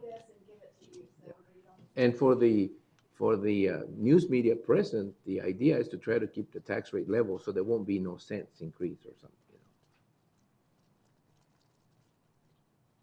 So we don't want to make it fake news. We want to make it real news. So any other feedback or direction for the board at this point? No. Or just move into the May 9th and 10th? Hey, whatever comments you make it between us and lunch. So be careful. No, I think we're getting This there. contains all of the recommendations. Yes, and we'll made by the have budget work sessions, but right now, as I see it, it's a balanced budget with no changes in the combined tax rate, and it covers every item that we have in front of us right now. What every was expense. remarkable is that there's a $7,000 hit. Yeah. That we're absorbing in this and still Yeah. able to. Well, there was some stuff that didn't come in. I mean, that helped us out a little bit. Right. But, you know, Yeah. but it's good. It looks like a good budget. We'll see what happens the 9th and the 10th. Okay? All right, is there anything else? Oh, wait a minute, I do have some There items is. in it. There is the events calendar and current event Mm. section. Yeah, All right, hold on. Supervisor Pancrazy, Yeah, hold on. I am hungry. Let's go find my budget. Okay. Huh? I know, hurry, I'm hungry, huh? So am I, I'm starving. Okay, I went to my Regional Council on Aging in Parker from WACOG. I met with the findings of the 197 Main Street. I went to the caucus meeting for CSA. I did my weekly ag conference call in CSA. I went out to AWC to the Early Childhood Education Conference. It was really, really very rewarding. I did a webinar on waters of the U.S. I went to the Victims' Rights Dinner. Thank you, John. And I'm on the audit committee for YMPO, and our audit came out nice and clean for YMPO, and I followed that with a YMPO meeting.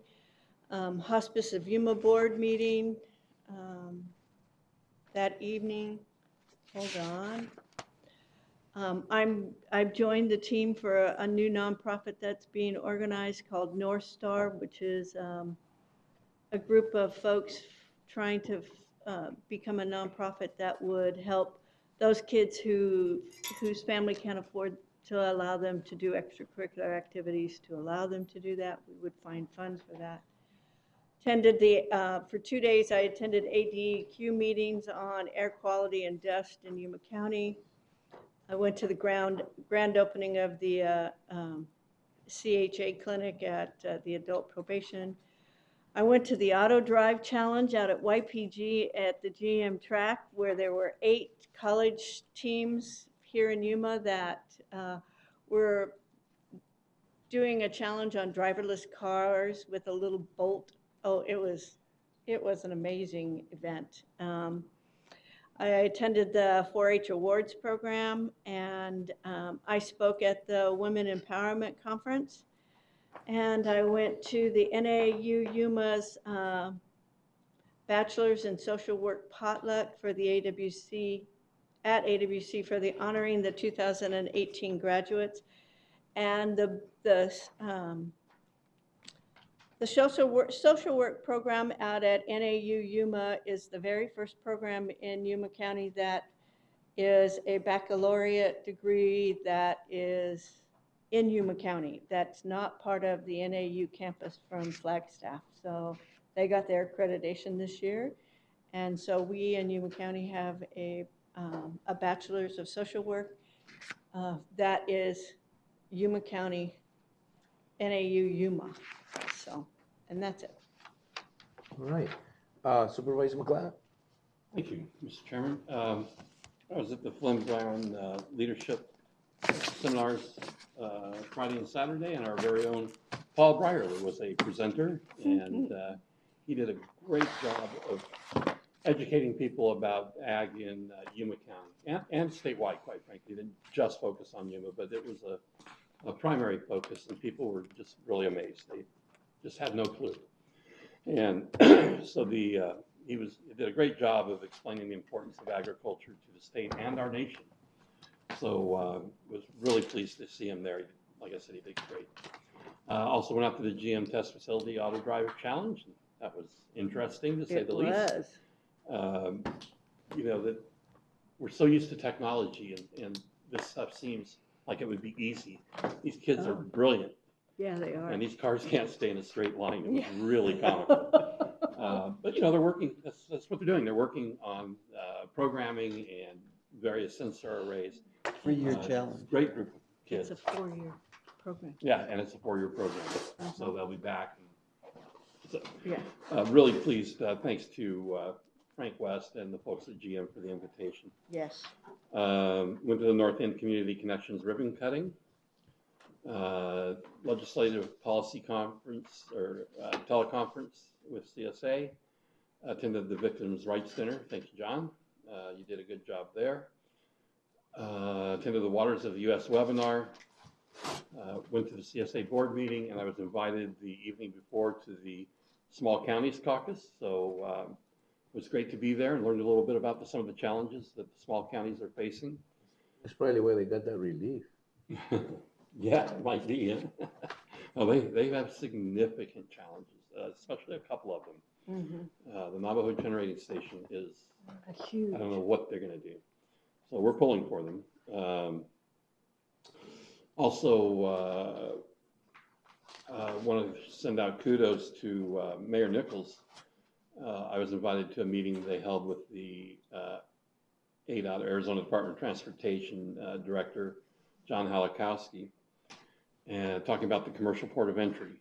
So thanks to the mayor for bringing them down, showing them the port and the significant challenges we're facing there. I am pleased to report the lease with USDOT comes up in August, and he's, pushing back. The trucks that come across here get inspected at a much higher rate. Yes. Than they do in California and Texas, who are our main competitors as far as traffic from Mexico. It's a substantial issue. So great thanks to Director Halakowski for understanding and working on that issue for us.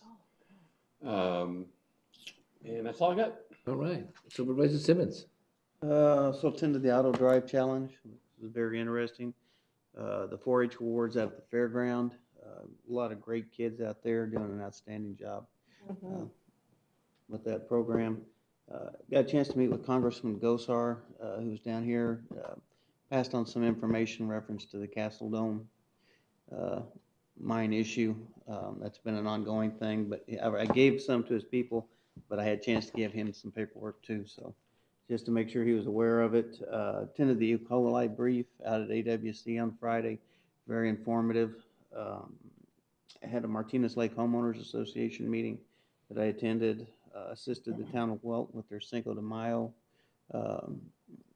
program they had out there. I think it's the second year they've had that, so that was kind of interesting and fun. And while at the AWC for the Euclid with Paula with Old Souls, K9 was out there, and I was talking to her, and they're enclosing on 8 acres of property. Oh, good. Getting ready to move everything over to that, so I wish her nothing but the best of luck with that. She, like I said, we had a good talk, and she's really pushing forward. I think that's going to be a great thing for the county and for her, having that much land to be able to do what she wants and really do it right. So best of luck to her. Good. Right. Supervisor Bushes? I attended the YMPO meeting last week, and I also attended the Cinco de Mayo and Somerton celebration there for Cinco de Mayo on Saturday, so that's pretty much it. All right. Well, I attended the Greater Yuma Port Authority where Naeem, where we struggled to, find the right way to call him. But he was very gracious about it, though. We sort of, there's going to be some changes, Naeem, and we hope to be part of that. It was a very interesting couple of weeks since we just last met. That Red for Ed movement really made it interesting. Oh, I forgot to say, I walked with Red for Ed. Yeah, yes. well, that was an interesting one, which now will make all those graduation ceremonies a little bit kind of, iffy to figure it out. But I mean, there's some changes coming. I take the opportunity to congratulate. That's the time here. All those students that are graduating. There's going to be plenty of graduation ceremonies for us to attend. Some of them willingly, and some of them not so willingly. But it's a busy week coming up in front of us. I think Supervisor Porches and I still haven't decided whether we're going to jointly go to that meeting of the the Border Coalition Friday in Tucson. And next week I am in Washington, D.C., just emphasizing how affordable housing is becoming a thing of the past. It's really, it's really a major problem. I mean, I think that most people don't realize that once housing is back, it starts to increase in cost, and it's driving a lot of families out. I think that's it. In Susan? I'll be very brief. Just a reminder that the 9th and 10th, the Board of Supervisors will be here meeting with all the agencies and directors of the county, as well as those outside agencies that seek funding from the county. And so we'll look forward to having you, provide you a little bit of refreshments while you're having those day-long meetings later this week. And I did want to say how much I really appreciated the Employee of the Year award ceremony, and then the appreciation dinner and movie. We had double the attendance this year that we did last year when we had the dinner and dance for the family event, and lots of people brought their families. It was, I think everybody really enjoyed that. But the Employee of the Year award, it's just so gratifying to see so many really excellent employees for the Safety Excellence Award and for the Employee of the Year, both in the courts and the county. We have really dedicated, fantastic people working for the county. All right. Mr. Chairman, I forgot two things. I walked with Red for Ed. Being a former elementary school teacher, I walked, and Russell waved at me and honked his horn for me. So I don't think he was waving at you. Anyway, making signals at you. I offered her a ride. Yes, he did. And I also went to the dinner for and the movie and there were so many families there. It was really fun, and for all those families that brought their kids. Just as a reminder of the process coming up tonight, the 10th. Please, the budget hearings are, difficult to predict, but you do want to make sure that everybody that we need to see is available when we need to see them, and not, some people plan their days, but I think those 2 days we can, as a board of supervisors, we can request for them to make it a priority to be here when they have to be here. Okay, because there's no really reason why we should wait for someone to come in, especially if they're going to come in and ask for something. Okay, so. I've got one more thing. Go ahead. I know I'm going to upset you, but when I was don't. closing down my computer, my Word document was the last thing to close down, and where I had written a question. That is the question that came up of pay for performance. We have a significant amount of money that we'll be putting forward to the departments. Have we considered getting it to the department heads to do evaluations, working with HR, and to do actual pay for performance? Somebody who's performed very, very well may get 3%, and somebody who managed not to get fired may get nothing.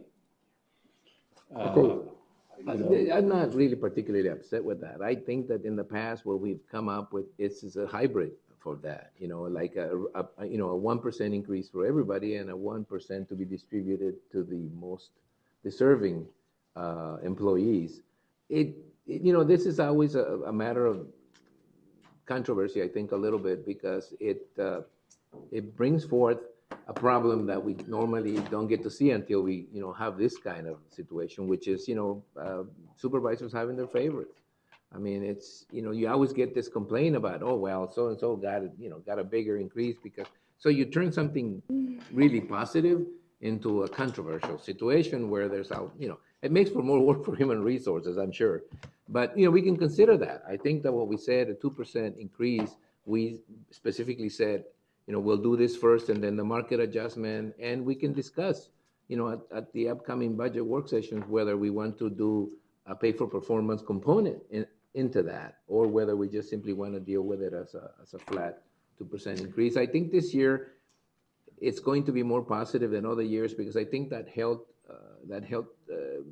plan non-increase or remain, it's going to make it so that they're really going to get a little bit of a salary increase, as opposed to not just enough to cover their additional costs for health insurance. So I think it's going to be a conversation that I'll be willing to take on. It's fine. Mr. Chairman, if we're doing pay for performance, I want those things to be objective. I want you to be able to that's why they have to work with HR.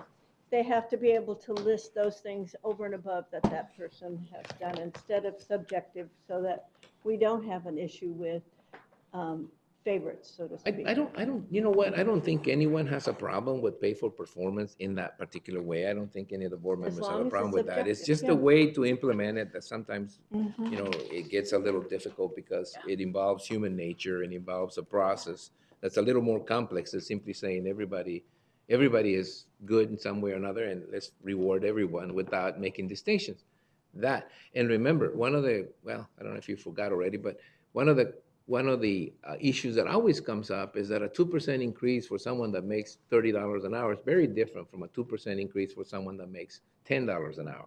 I agree. You know, and so that it's also another issue that we, you know, that we always I'd get to like to deal see- with. yeah. You know, it's if we get into those type of mechanics, it gets very complicated. But hey, that's what they pay us the big bucks for. So I'm looking forward to that discussion during the budget work sessions. Right now, I'm looking forward to lunch more than anything else. So without any other business, meeting is adjourned. Yeah, hungry, no, I'm that's hungry. what I